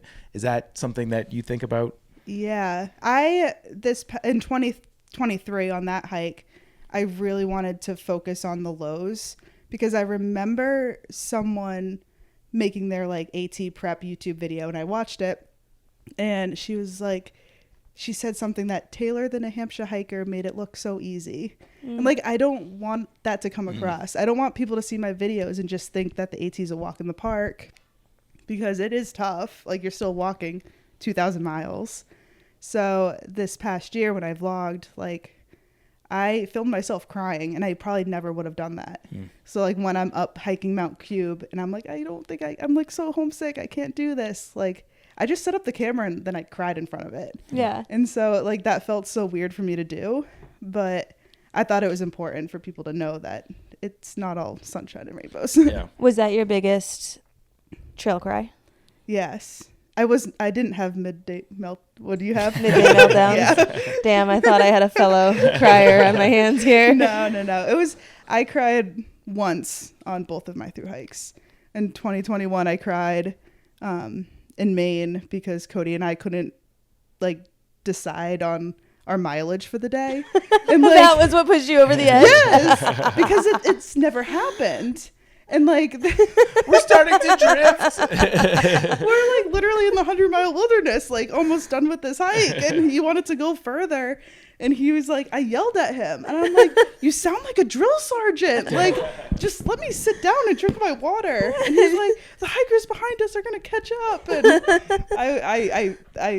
I mean, there's probably a lot of feelings. I always say that like, feelings are very heightened in Maine. Yeah. Towards the end. So The like, whole trail. yeah. Like, if you're hungry, you're like really hungry. If you're upset, you're like really upset. So I think there's just so much going on that like, I sat on this little tree stump and cried. Wow. We're gonna have to chat about how to not cry. Yeah. So you referenced Midday Meltdown, which makes me think that you've heard an episode or two. So maybe you won't be surprised by the next question. Any good poop stories? I had a feeling this was happening. This was the big reason why my mom dropped me off and didn't like sit on that couch over there. Give you your safe space to really relinquish it too. Yes, I did have a poop story from the Grayson Highlands last year, and I stayed at this hostel in the Grayson Highlands. It like used to be a doctor's office, but then they like I don't even know the name of it, but they had like the super like cheap frozen pizzas. And I had one of those the night before, and then the morning they made pancakes, and something like felt off. And so when I went out and hiked the next morning, just like it hit me very urgently, and I couldn't get into the woods fast enough, and I pooped right on the trail, but a lot of it just went on myself. And so and then I'm like with the ponies, and like I had to run in the woods, and I went to change my clothes, and like I'm changing in the woods, and like hikers are walking past, and like there's deer poop right next to me, and it was just like such a mess. And I had a hostel booked that night, and someone was gonna pick me up. So I like ran like the 20 miles because I was like, I got to get to this road crossing before the hostel picks me up, so I can like wash some of these clothes before I get into our car. Because like I had put my dirty clothes in the Ziploc bag. I was going to fill it with water and swish it around and like try to do Ziploc full of shitty water. Yeah. Oh, yum. So I was going to like... Can't wait to pull my clothes out of that. Well, I didn't want to bring that into the hostel. Yeah. And like I didn't want to get into her car. And with like, my Ziploc of water shit. Yeah, and smell like, because there was only so much I could clean. But I got to the road crossing super early, and she was already there waiting for me. So like I get in the car, and I'm like, please don't smell. And I think it ended up being fine. I bought new shorts at a gear shop in town. And so when you can't get off trail fast enough and you shit pretty close to the trail, you might have just said on. Yes. And now you're off the trail hiding in the woods trying to clean yourself up and change, and you said hikers are hiking past. Yeah. Are they seeing it? Are you hearing them like from the woods, like them on trail being like, oh, someone shit on the trail? No, because I covered it up as fast as I could. This is a weekend in the Grayson. Dog kicking dirt on it. This is a weekend in the Grayson Highlands, so like I covered it up as much as I could. And You're like picking up horse shit and putting it under. Oh yeah, I could have just blamed a horse, but I mean, I did as much as I could. But like, I wanted to get out of there as soon as possible because there's people like around every corner, and I think that's why I waited so long because I couldn't find a moment where like there weren't. Well, the hikers. grass is also just so nice. Yeah, I don't want to dig a hole there. I imagine it's so higher bad. stakes being recognizable. You don't want to be caught in a shitty situation like that. Hey, there's Nahamsha Hiker I met shitting on the Hampshire, trail. and she was just lathered in her own feces. She started picking it up and putting it in a bag and adding water. I didn't see that on YouTube. I think she was cold soaking or something. It's so bad. Yeah, I was just like very flustered in that whole situation. But I got it all managed. I think that's why it happened. Because I waited so long. Yeah. Because there were so many like water sources and hikers and like turns in the trail, and I always want to find like the perfect spot because I don't want things to happen, obviously, but. It didn't work out in my favor. Yeah, my friend does that. She intentionally looks for what she calls poivs, which is pooping with a view. So she looks for a great view that she can then poop from. Yeah. So when I finally did find a spot in the woods to like clean up and everything, it was kind of this like a section of the trail where like one half of this trail went up really up high and the other was like low. So I went up high. So I'm like up here changing my clothes and I could see the hikers' heads like peek out below me, and I'm just like I keep hiding behind a dirt mound. Did you have enough TP to clean up the mess? I think so, yeah. Oh, that's good. I used my bandanas, and then once they were all dirty, I would just put them in the Ziploc bag too. Just keep adding shit in. Did you save the shitty clothes? No, I did wash them, and like I would kept adding water. It was. I feel bad for this hostel, but because they have no idea, and I don't want to say where I was. But after you washed them, did you keep them or did you throw them out at the next trash can? I think I kept them. Do you still use these bandanas? I did. No, I think I threw away the underwear. I don't remember. I love this. The underwear absorbed most of the punch. Yeah, I'm actually currently wearing them. They're my lucky pair. No, but I threw away a couple things, and there was a gear shop in town, so I remember buying a pair of shorts. So I at least replaced those, I think. But everything turned out fine. Yeah, we're here right now. It's just poop. It washes out, right? Yeah. I'm hiker trash sometimes. This is a very strange tangent, but tell me about the Lakes Region Conservation Trust Explorer Patch Program. Yeah, I live in the Lakes region in New Hampshire, and they had a list of 20 different hikes around town and around the lake, and they were basically all just hikes that were so close to my house that I've never heard of before. So I believe I did that in 2020 when I got off the trail. Got it. I was like, oh, these are all little short hikes near my house, and I like checking things off, getting patches, so I did that. Yeah. It was fun. Discovered new places. Yeah. Neat. Do you want me to take the next one? Yeah. You guys did your research. That's Rachel. That's Rachel. Good job. Camping while 8 months pregnant. This is an exclamation point. Is that a question? That was last week. Yeah. So hot off the press. How'd it go? Because Oh. I know sleeping is very difficult. My wife got all the sleep pillows and like every night was stressful.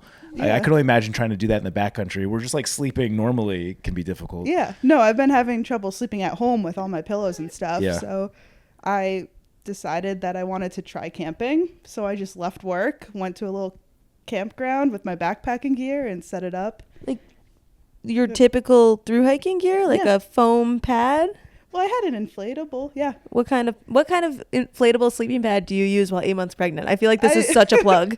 Well, so I only own one. Okay. It's the Neo Air X Therm. Uh-huh. That's the only one that still kind of works. And I thought about buying like an extra wide one for this camping trip, but I was like, inflatable pads are so expensive. So I just went with my narrow like Thermarest pad and just my normal backpacking quilts. Like nothing was different than from my AT through hiking gear. Was it comfortable? No. I didn't sleep. I got to the campground at like 7. I forgot my stove, so I had to go to McDonald's and then come back. And so like I'm sitting there by myself eating my chicken nuggets. I set up my tent and then I just lay there all night. I got like an hour of sleep here and an hour there, and like I can't even sleep at home without taking like the Unisom sleep pills. So like I don't know what I was thinking. Yeah, what made this a good idea? I try to put out a YouTube video every week, so I thought people would want to see it. This is content, baby. Yeah. I have these sponsored videos that I have to fill the slots, so I don't know. I feel like there's a parody there. Like instead of seriously doing it, there could be like a let's laugh together at me doing these activities while 8 months pregnant. Yeah. I don't know. A lot of this pregnancy, I haven't even like felt pregnant, but like obviously I feel it now because it's very far along. Yeah. But I don't know. I want to keep doing the same things I normally do. Yeah. And so I just maybe a little naive. What sorts of video ideas do you have between now and due date? I don't know. I'm filming the trail days. Sure, that's an easy so one. I'll have a trail days vlog, and then I have 3 more videos to make after that. Yeah. I have no idea. Yeah. Live stream me giving birth. Oh gosh. Going into labor on a 4,000 footer. Yeah. Like, Yeah. Oh, you could put yourself in very, very precarious spots. Yeah. I put posted a picture of me on Franconia Ridge 7 months pregnant and like posted it in a Facebook group, and all these men are like, awful idea. Like, you're so stupid. I was like, I don't know. I'm not, whatever. Do you think you could will your water to break right now if you tried really hard? I don't know. Push. That would make a really good one. That'd get a lot of views. Yeah, good live stream. It's a leather couch, right? We're fine. Not, is it? I think the last thing my husband said to me when I left the house was, don't go into labor. Okay. I sent him a video of me because I guess like walking on a curb can induce labor. Oh. And like I was at a rest stop and I filmed myself walking like on the curb as a joke, and I sent it to him and he was like, no. So like we're trying to keep it in there. Yeah. My last question. Give me the Venn diagram overlap of thru-hiker cravings and pregnant lady cravings. Thru-hike. It's McDonald's. Yeah. Yeah, that's the whole circle is McDonald's. We need to get them as a sponsor. They've been a regular theme here on the podcast of late. It's to the point where like I refer to my bump as like my little chicky nuggie. Like when we're talking about the unborn baby. Is that your go-to order, Nugs? Yeah. Buffalo sauce, nuggets, Diet Coke. Hell yeah. This actually isn't as easy. I Googled ways to make your water break. Oh no. It's not as easy as you'd think. Is it like, mind you, I don't have kids. I'm like the most unknowledgeable person on this. Yeah, like castor oil. Is that one of them? 11 ways to make your water break. Here we go. Oh, no. WikiHow. Consent. See your obstetrician or midwife. Okay, boring. I'm doing that Go the day for I a get walk. back. Go for a walk. Okay. Do other exercises. This is so vague. Have sex. Mm-hmm. Ooh. Massage your nipples. Eat foods that promote labor. It's a picture of an eggplant. Try castor oil. Yeah. Try red raspberry leaf tea if you have your doctor's permission. Mm-hmm. Talk to a medical professional. It's kind of like number 1 again. Ask your doctor about membrane stripping or sweet. There's fingers in a vagina in this photo. That's probably not going to happen. Yeah, none of these look possible for this moment. I love that the Google search on how to induce labor, and one of the answers are eat foods that induce labor. Like, that's not all that helpful, internet. Yeah. Well, Taylor, this has been a ton of fun. Thank you so much for joining us on Backpacker Radio. Obviously, we mentioned the YouTube channel a bunch of times. Let people know where they should go to get more from you. YouTube, AT Monopoly, all the good stuff. Yeah. So my YouTube is Taylor the Nahamsha Hiker, and my gift shop is Nahamsha Gifts. If anyone's in Guilford, New Hampshire, you can visit my shop, and I have the Appalachian Trailopoly game. So I'm at Trail Days all weekend selling that out of my booth, but then you can also buy it on my website, nahamshagifts.com. And Charles Where's your reminded booth? Booth 112. This will be after Trail yeah. Days. Yeah. No, I know. I'm asking for like my own personal okay. interest. So like, might want to go say hi. Yeah. Jeez. I'm in the crafters area. Sick. I don't really know Damascus that well. Yeah.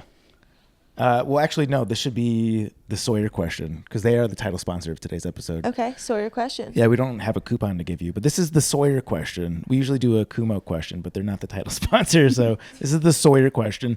And I just asked ChatGPT to give me a random question, so here it goes. This is very random. If you were given an unlimited budget to throw a party for any historical figure, who would it be for, and what theme would you choose? A historical figure. What an odd question. We should just ditch all the ones that are in the current Kumo questions and go strictly to these. Yeah. I can give you another one if that one's very strange. Oh, I really want that one. Okay, let's do it. Well, people make fun of me of how much I hate history and I don't know anything about history. So you got your history nerd right here. I know. What is it? Historical figure. I'm even having trouble just naming one. Abraham Lincoln. Why don't we just I don't know. Why don't we just throw Grandma Gatewood this huge Trail Days party? Okay. Let's invite her to Trail Days. We could call it Trail Days. I guess so. I don't know. Let's do something with her. Yeah.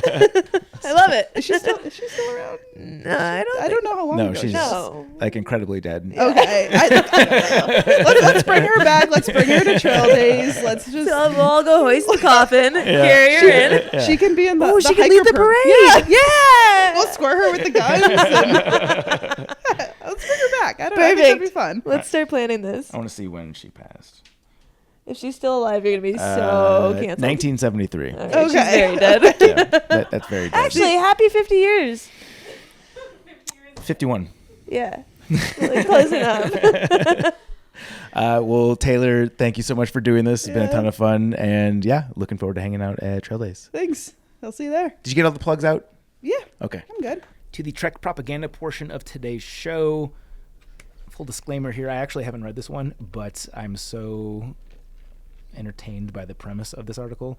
This is every pizza on the Colorado Trail ranked. This is from a new contributor, JT Simmons, and I'll just do some of the quick hits here. What a debut piece. Yeah, fucking finding the real meaty topics to go after. The Breckenridge Ale House got a 3 out of 10. I'm not going to go through all these. If you guys want to learn about the pizzas along the Colorado Trail, apparently JT has an affinity for pizza, has hiked the Colorado Trail, and has the photos in this honestly are a little upsetting because it's making me hungry. I haven't had dinner yet. Which one gets the highest rating? Can you say cool things while I find that out? Ooh, I found it. It's in Salida. Have you been to Salida? To any pizza places in Salida? Is that no? Pianti is in Breckenridge. There's a couple of good pizza places. I don't know where they were. Salida, I got to in the middle of the night. I didn't intend on going into Salida, but I ran out of water, so I had to hitch down to Salida and then went straight to the river to get water, which is apparently disgusting water to drink, but at the moment I didn't care and was so tired I set up a tent in what looked like a clear spot, only to wake up and find out I was in a trailer park and someone was yelling, "There's a tent in our backyard!" Yeah. And then I ran. So that was my Salida experience. Okay. Well, if you go back, and we should, Moonlight Pizza and Brew Pub got a 9.5 out of 10. Really? And he's not throwing out high scores at all these places.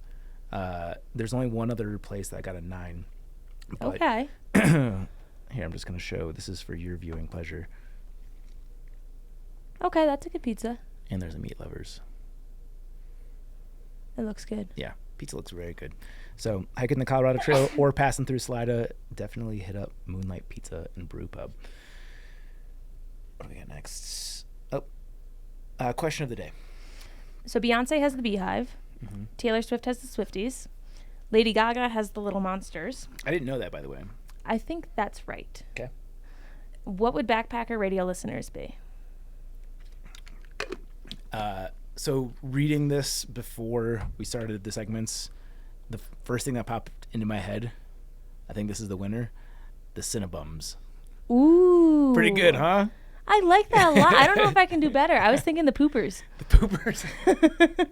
I think that's all backpackers, but the Cinnabums. The Backpacker Radio Cinnabums. Damn. Okay, I thought this would be a fun back and forth, but I think that's it. I was trying to do something with cinnamon, and then Cinnabon came to mind, and then what's even better than a bun is a bum. I don't know if a conversation will lead us to a better answer. Yeah, and I hate that. Okay. Let's go a little out of turn here, and let's do the triple crown of things you wish you could buy stock in. So this could be anything, any idea, company, person, you name it, something that you think is going to be on the rise. So imagine buying Apple stock in 1990 at $100, you'd be a billionaire or whatever it is. These are the things that we would like to buy stock in today. Yes. Do you want to go first or second? I guarantee we're not going to have the same one, so it doesn't matter. Okay, I'll go first. My first one is anti-AI software. So this is not yet, I don't think, a thing, but I imagine just like you have pop-up blockers and stuff like that on your computer, there will be anti-AI software that blocks AI from interacting with you if you prefer to go the old-fashioned route. And I know you have a mega beef with Meta's AI. I hate Meta's AI. Like when you go to Instagram and you try to search something and then all of a sudden you get a ask Meta AI anything instead of a search box. So I go to type in what I'm searching and then I get a DM on Facebook Messenger from Meta AI being like, looks like you were looking for cute puppies. And I'm like, I didn't want you to know this. I hate it. Yeah. I hate it. I want anti-AI software specifically for this. Get rid of ask Meta AI anything. Yeah. I'm afraid at how good AI is becoming already. You were using it for something related to our Instagram recently, and Elise said this is why I started tending bar. Yeah. Yeah. Okay. My first choice is going to be Aldi. Really? The grocery store. Can't you buy stock in Aldi? I don't think it's publicly traded. Let's look it up. Because like this doesn't have to be a dream of yours. You could do it. Not a publicly traded company. Okay. But I remember shopping at Aldi growing up because there's a couple of them. I can't remember if they're near Madison or Woodstock, but there's none out here. But I just saw some piece recently that shows how much cheaper the groceries are there. It's a lot cheaper versus anywhere else. And I feel like everyone right now is on the hunt for cheaper groceries. Like I know obviously inflation is tough everywhere, but I feel like that's the sticker shock that has hurt the most people. And Aldi just does an amazing job. So they taught a course at Madison in the business school about like what makes certain retail shops thrive. And one of the classes was about Aldi. And one of the things that they do is they put barcodes on every side of every package. That way they can scan it much faster. Like think about how much time the person checking you out has to like look at 8 different sides to find where the barcode actually is. They can literally just scan everything through at hyperspeed. And yeah, that's just one of many examples as to why Aldi's so cheap. But why do you think it hasn't like gone to the moon yet then? Because I've always known Aldi has cheap prices. There was an Aldi in my college town. Bless you. There's a I'm sure there's a good answer that is public information. But at the time, that didn't sway me over. I think that it could get bigger now that people are moving away from bags or bringing their own bags more frequently. At least I think people are doing that. I notice a lot less plastic bags in grocery stores, at least here. There's paper bags. Yeah. And oh my God, I had a woman at Walmart the other day. I bought a ton of stuff. This is such a tangent. I'm throwing a Survivor themed birthday party for Garrett on Saturday, and it's a full day event. Like I want people to come and compete. But I bought some stuff for it at Walmart, and there were a lot of loose items. And I went through, scanned everything. She told me my total. I scanned the card, and then we both kind of just looked at this like open heap of like loose stuff, and I was like, do you have a bag? Yeah. She's like, oh, you want a bag? And I'm like looking at all these things. I'm like, yeah, I kind of do need a bag.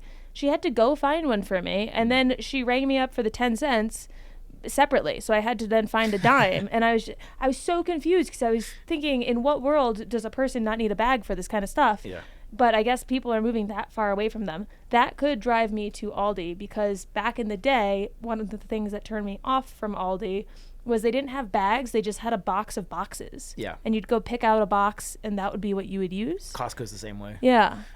Yeah. I certainly Colorado is adapting now that people are charging for bags, but I don't know why there's not more of them. I know it's a German company, and fun fact, apparently they own Trader Joe's as well. Oh. But it could be one of the situations where like In-N-Out, where they're very tight on quality control and they just don't have enough distribution centers. I know that's the story with In-N-Out, at least. Could be something like that. But I don't know if there was as much universal demand for discount groceries as there is nowadays, so maybe that will change. I don't know, but if there was a way to buy stock in this, I would love to do so. I do have a personal vendetta against Aldi because they replaced the Pathmark in my hometown, and it just like never sat well with me. What's a Pathmark? It was a grocery store. Okay. Had a lot of memories there. My next one is, I have a lot of good ones here. I'm going to go with the, bless you, not to make it too sports ball-y, but the Chicago Bears. Chauncey. Wait, I was going to say the Bills. You could do that. Although I don't think you're buying the Bills at a low point right now. I think they're pretty trendy as is. But, yeah, the Bears have the best young quarterback in the NFL. They just got an amazing receiver. They also traded for Keenan Allen. The Bears are about to be very fucking good, and I couldn't be more excited about it.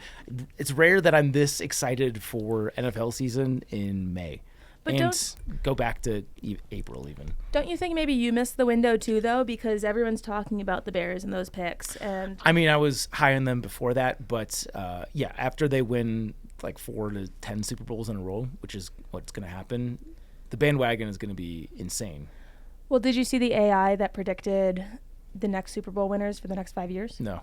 They went off all the picks that everyone had and then predicted the next 5 winners. Kansas City for 2025, Bills for 2026. Okay. Then back to Kansas City. And then the Bears twice, right? I don't remember, but sure.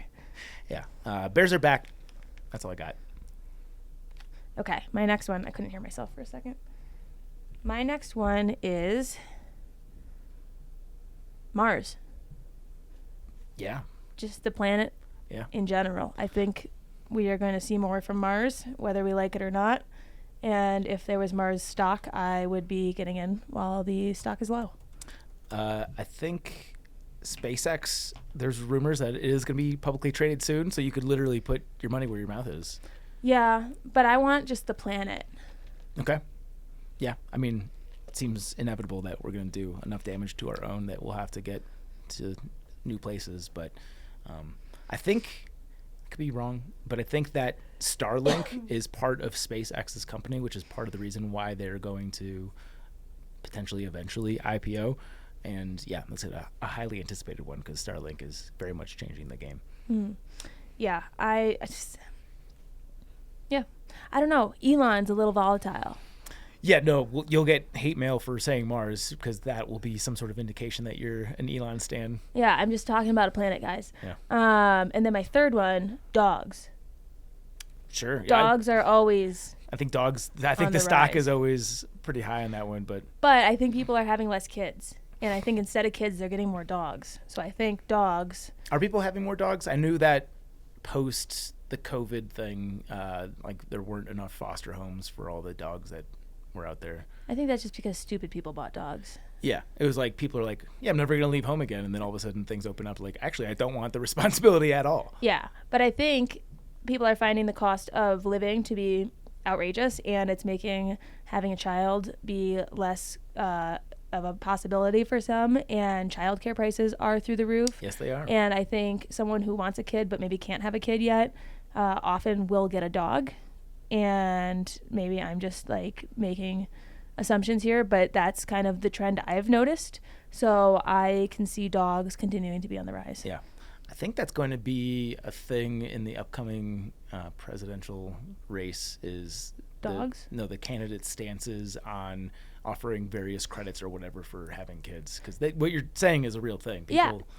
Some picture somewhere said that in certain states, the average cost of childcare is now higher than rent.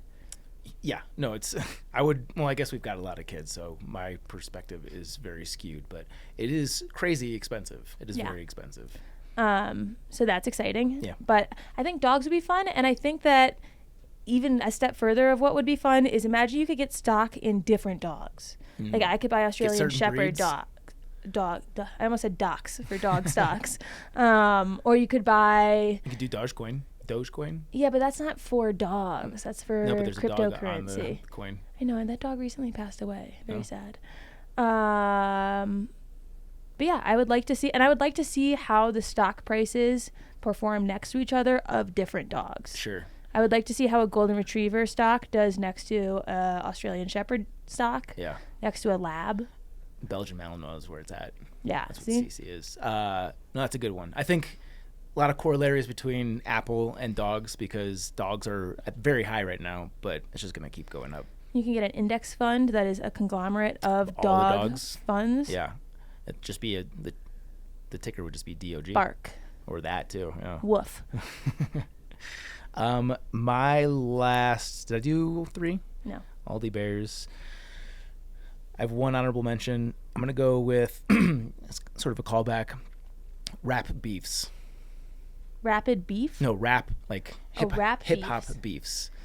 I can see that being very up and down. Well, I think that other astute hip hop artists will see all the attention that the Drake Kendrick Lamar thing got, and maybe people will shy away from it because it's not cool to be called a pedophile, but it definitely brought a lot of attention. And in the process of, so when we were doing the thorough detailing of this beef, we were playing one of, I think, Drake's songs on YouTube for my phone, and ever since that, my YouTube algorithm is just like every breakdown that you could ever imagine of the beef. I mean, it'd be cool to buy stock in like a musical artist. I think Taylor Swift's stock will always be on the up, but I could see. I'm not a big fan of her last album. Yeah, it had 2 good songs. Yeah, we talked about out this. of 35 songs. Yeah, but I could see you getting excited about Drake and Kendrick buying a lot of stock in the rap beef, and then Drake's security guy gets shot, and then the stock plummets. Yeah, and now you're out a bunch of money. I don't know. I think it'd be cool if like Jay-Z and A$AP Rocky started beefing just to get relevant. It'd be cool if in the beef the other person bought all the stock for the one person and then was like, I own you now.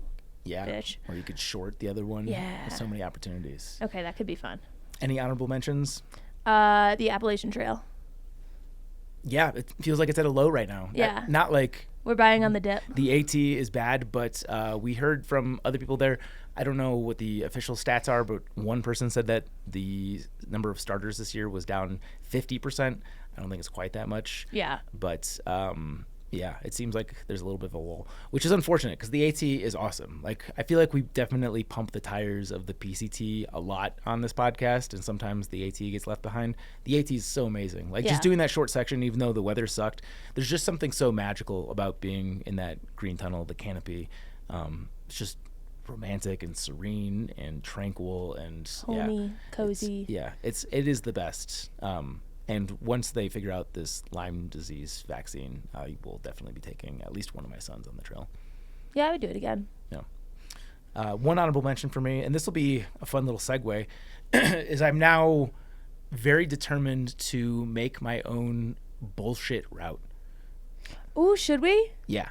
Definitely. I'm inviting myself in on this. I've already got the name for one of them. I want to do the Golden Ale Trail. Yeah. So it starts in Golden. Maybe it could go to all the breweries. That's a little cliche and boring. I would do something like connecting trails to a higher elevation, maybe like Idaho Springs, and ending at a brewery up there. Why don't you do it through Idaho Springs, because they've got some good breweries, and then have it go to the Breckenridge Brewery. Yeah. And then come back. Just be a matter of... It could come back through Morrison. Yeah, sure. I'm sure they've got breweries. They do. They definitely do. Little loop. Everyone loves a loop. I think that it'd be a matter of sitting down and looking at All Trails or Caltopo and seeing, because you don't want to do too much road or too much off trail. I imagine there'll be some off trail or some road, but if there's extended periods of it, I think it becomes kind of exclusionary. But maybe that's part of the fun.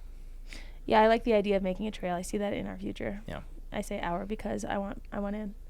Well, I think that's a good segue to our next segment, which is Thing of the Week, blank Thing of the Week. We usually have some adjective to I'm just do new thing of the week. You get credit on this one. Yeah, I think this is the singular text message that has led to occupying the most time taken from your schedule.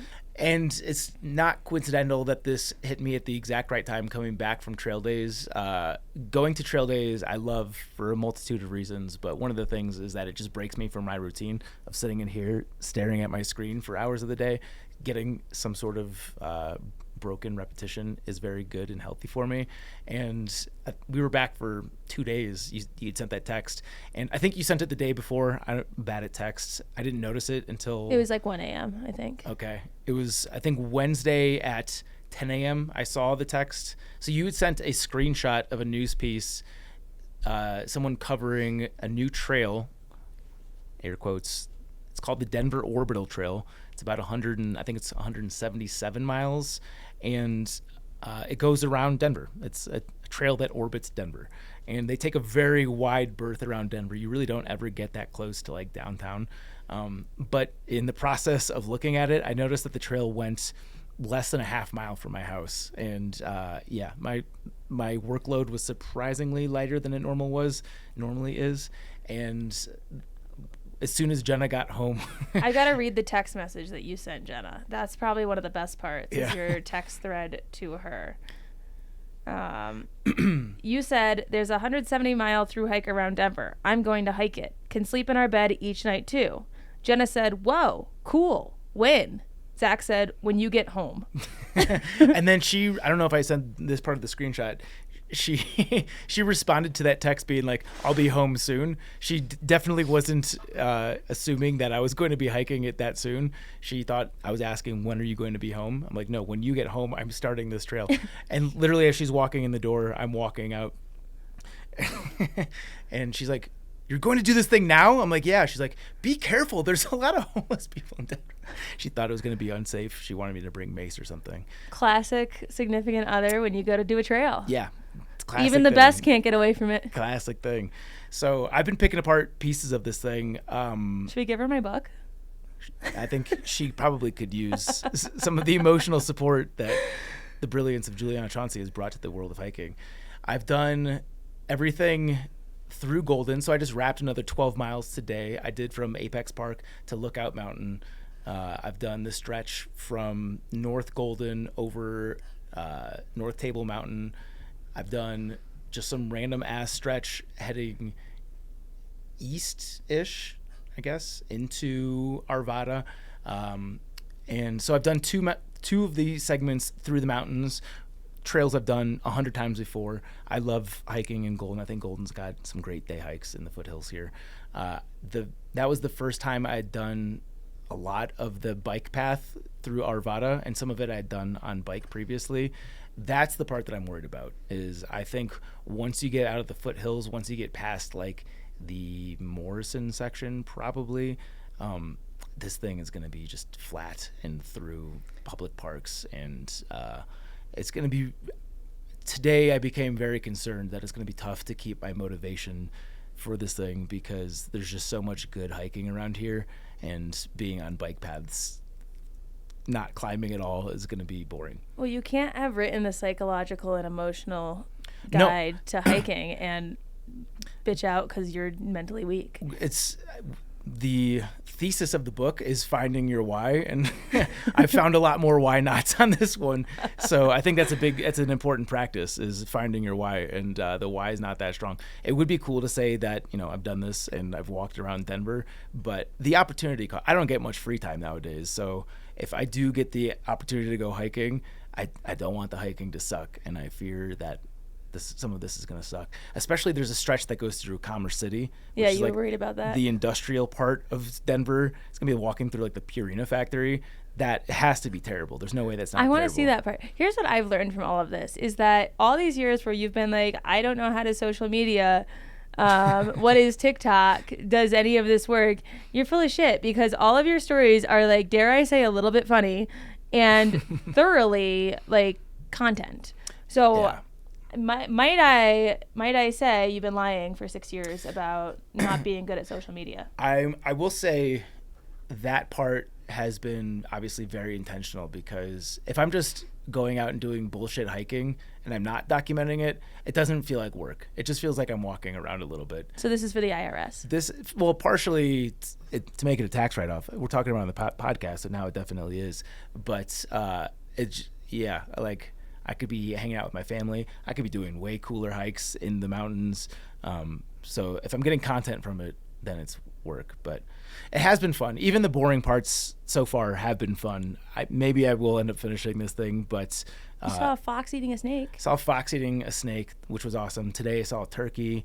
I kicked a vole, like intentionally. It was a vole? Yeah, it's like either a vole or like a baby mouse. You kicked it? Well, so as I was running the downhills because I had a lot of stuff to do, and I went over a part that just looked like a shadow, and then it moved all of a sudden. And this part of the trail happens to be a popular mountain biking spot. So I'm like, this thing is going to get smushed if I don't do something. So like I was nudging it off trail. And as I was doing that, some lady came up from the other side and I think thought that I was like fucking with this thing. I'm like, oh, man, I was trying to save this thing's life. I have it on video. But yeah, and that was my wildlife experience for today. Wow. Yeah. You've had a big day. I saw cranes, some ducks. I know there'll be more cool stuff through the Morrison stretch. The hiking down there is really cool. But the funny thing is I've done all this stuff. This is exactly where I trained for the PCT, but doesn't mean it's not still great hiking. But yeah, once I get east of the foothills, it's going to be tough. I'm going to have, if I'm going to do this, the only way I'm going to keep it interesting for myself is with food and alcohol. Yeah. Stopping at bars. I went to Lamar Donuts on that flat stretch, which was a nice incentive for a guy who loves donuts. But yeah, we'll see. Maybe I'll be surprised. I had never hiked by Stanley Lake before, and that's only 15 minutes from my house. I didn't even know it was there. And that was cooler than I was expecting. So maybe there's more hidden gems. I'm going to remain optimistic, but not really. I'm still kind of pessimistic too. Yeah, I think you need to work on your mental stamina. Yeah, I'm going to work on my list for this one. But I will say it's been nice to get out and stretch the legs a little bit. I've done 30 miles in less than a week. So I think I can clean this thing up in 2 weeks, 3 weeks. Okay, so by the end of June, you will have finished. Or? If I haven't finished by the end of June, I probably won't. No. You will finish by the end of June, or I will have hiked something else. Oh, come on. Say something fun. Remember when you used to have the measuring cup that you'd fill with gin and then you'd drink that? Do one of those. Yeah, no, too old for that. We can find some stakes that don't necessarily take a year off my life or aren't punishingly embarrassing. We'll figure out something. Do you have any? Ooh, you can let Jabba wax your chest. Kelly Clarkson. That would make a great Patreon. Yeah. No, because then I'll definitely do it, and I'm forcing myself to do something that is boring. Exactly. Say yes. We're not there yet. I'm too sober. I'm very sober. Yeah, I don't know. We'll see. After the next update, I'll have clearer thoughts on it. It sounds like you're going to quit. It feels like I'm going to quit. Just quit. Just quit then. I'm going to keep going until I have to quit. That's the promise I'm going to make to myself. You won't have to quit. You're going to choose to quit. Yeah, I will. The opportunity cost is too strong. There's a lot of cool things to do out here. In the time that I do this, I could do the collegiate Oh, you're loop. Just validating it. You're going to quit because you're mentally weak. I am just very say weak. it. I'm brittle and weak. Okay. Instead of brushing my teeth in the morning, I drank a sip of whiskey. Short and sweet to the point. Is this every morning or is this just on trail? We would have to ask this person. I suppose in the spirit of what this is, we will maintain confidentiality. If you guys want your names out there, you're going to have to include it in the recording, but I'm not going to volunteer it. But, sure. Yeah, I like that. Kills the germs. Yeah. Then your breath smells like whiskey, but I suppose better than morning breath for some people. Fair. Yeah, that's a good one. Yeah. Mellow. Mailbag. Do you want to read this one? Yeah.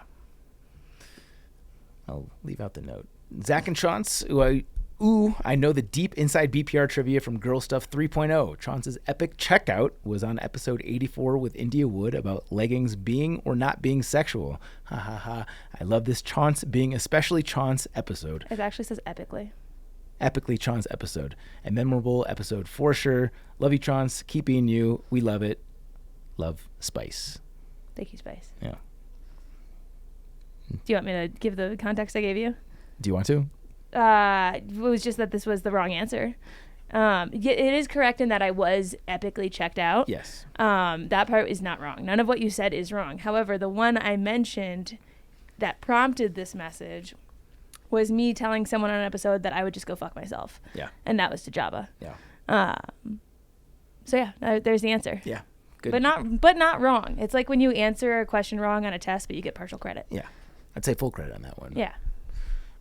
We'll do both. Do you want to take the second one? Sure. Hey, Zach and Chance. First off, big fan of the show. I work 10-hour days in a fabrication shop in Boston, so I have a lot of time to listen to podcasts. Backpacker Radio has the perfect mix of humor, interesting guests, and inspiring stories.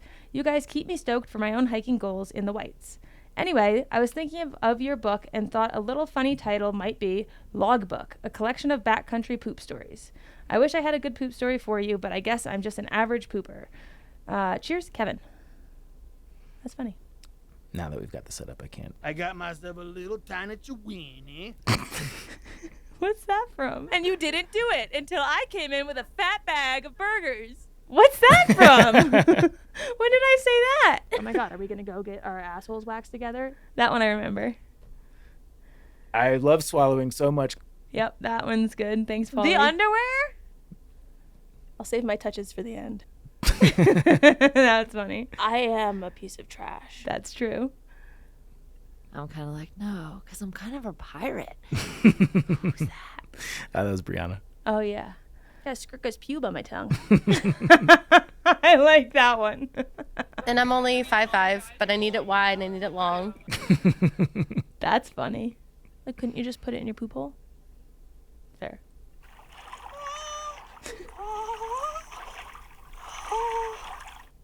What's that one? Is that where I'm walking through water? Yeah, I'm walking through cold water. And give me money. Where did he get the me walking Yeah, I through think water I've been one? sitting on a lot here, apparently. I tried to go like more in the front of the mouth than in the throat. The throat is where I always get stuck. What? Gap tooth, bitch. I don't remember 90% of these. Yeah. 5-star reviews. This is from eNast, Best Backpacking Pod. Looks forward to every new episode, the best backpacking podcast out there. Always such entertaining guests and informative stuff about tons of trails. If you guys want to hear your reviews read on this podcast, head on over to Apple and leave us any number of stars, just not 1 through 4. Yep. Are we still doing stickers for? Yes. If you screenshot your 5-star review and email it to us at podcast@thetrek.co, we will send you a sticker. Cool. Include your address. And just a reminder that today's episode is... And be within the continental U.S. Yeah. Contiguous. Yeah. The contiguous We're U.S. not shipping internationally. Yeah. Sorry, guys. You got to move to these states. And a shout out to today's title sponsor of this podcast, that is Sawyer Products. We're going to talk about their Picaridin today, which is my favorite chemical to use in bug-heavy areas. I will say I'm not a big fan of DEET. I will use it if the mosquitoes require it, but if it's anything less than horrendous, Sawyer's Picaridin is my go-to, and it works amazingly. And I've A/B tested this before with like the natural stuff where it failed me horrifically. And this was in the Wind River range when we got to lower elevations. They're not, I don't think they're black flies, but they're like little tiny biting flies. And oof, they would piss me off so much. Like, you know that feeling of being anxious and diving into your toiletry bag and ripping out the bug spray and putting it on. And legitimately within like 15 seconds, I had freedom. It was amazing. Yeah, I think about when I wear headphones while hiking and I'm not actually listening to anything, but I'm trying to keep bugs from flying into my ears. And that's what that just made me feel, which is not good. But we keep a can of the Picaridin spray on our outdoor table outside because we have a fire pit, and at night we like to do fires, and the bugs are the one part that suck. And it's nice because you can put it directly on your skin. And I'm in the same boat. I have used DEET and like violently applied it at times of pure desperation. But when a little bit of the mist of it gets on your cell phone case and you watch it like spider web crack because it's melting the plastic, you start to question, should I be putting this on my skin? And yeah, so if I'm not truly at the edge of my wits, desperate, getting whatever they have at the store because I have nothing else, Picaridin works really great, and we have a couple cans. Yeah. And yeah. when the mosquitoes are 11 out of 10, DEET is a lifesaver, but I feel like the times where I've applied the necessary treatment of it in those circumstances, I always feel off for a couple of hours, and I've never experienced anything like that with picaridin. So shout out to picaridin, shout out to our pals at Sawyer Products for making trail days possible and for being good people. They donate 90% of their profits to clean water initiatives, and again, they're just the best. Super big thank you today to today's Chuck Norris Award winners on Patreon. That is Alex and Misty with Navigators Crafting, Andrew, Austin McDaniel, Austin Ford, Brad and Blair from 13 Adventures, Brent Stenberg, Brian Alsop, Fables, Christopher Marshburn, Coach from Marion Outdoors, Dane, Ish, Derek Cook, Eric Casper, The Friendly Ghost, Eric Hoffman, Greg Knight, Greg McDaniel, Haley Buckingham, Palace, Jason Snailer, Barely Know Her, Liz Seeger, Patrick Ciencialo, Sawyer Products, Spam, Timothy Hahn, Solo, and Tracy Trigger. You can follow us on social media at Backpacker Radio on Instagram and TikTok, at Backpacker Pod on X, Facebook.com/Backpacker Radio. You can follow Chance. You can find me on Instagram at Juliana_Chauncey. I am posting videos on YouTube again, yay, at Juliana Chauncey. And you can get my book, Hiking from Home, a long distance hiking guide for family and friends, on Amazon. Appalachian Trials and Pacific Crest Trials are my books, and bonus points to you guys who leave reviews on those books. That is very helpful and Do that for mine appreciative. too. Chance's books too, please. Amazon. It really helps. Yeah. I don't have a tab on my laptop set to that I refresh periodically just to see if the number goes up, because it makes me really happy. But if I did. And the books that rise to the top of the rankings there, they do a much better job than either of us at campaigning for reviews, because it's very important. So if you're listening to this and you guys want to find another way to support your Cinnamon Pals, that's a good way to do so. Subscribe and follow us on Apple Podcasts, Spotify, or wherever you listen to podcasts. Follow us on YouTube. And that is it for today's show. Thank you so much for listening, and happy hiking. Bye.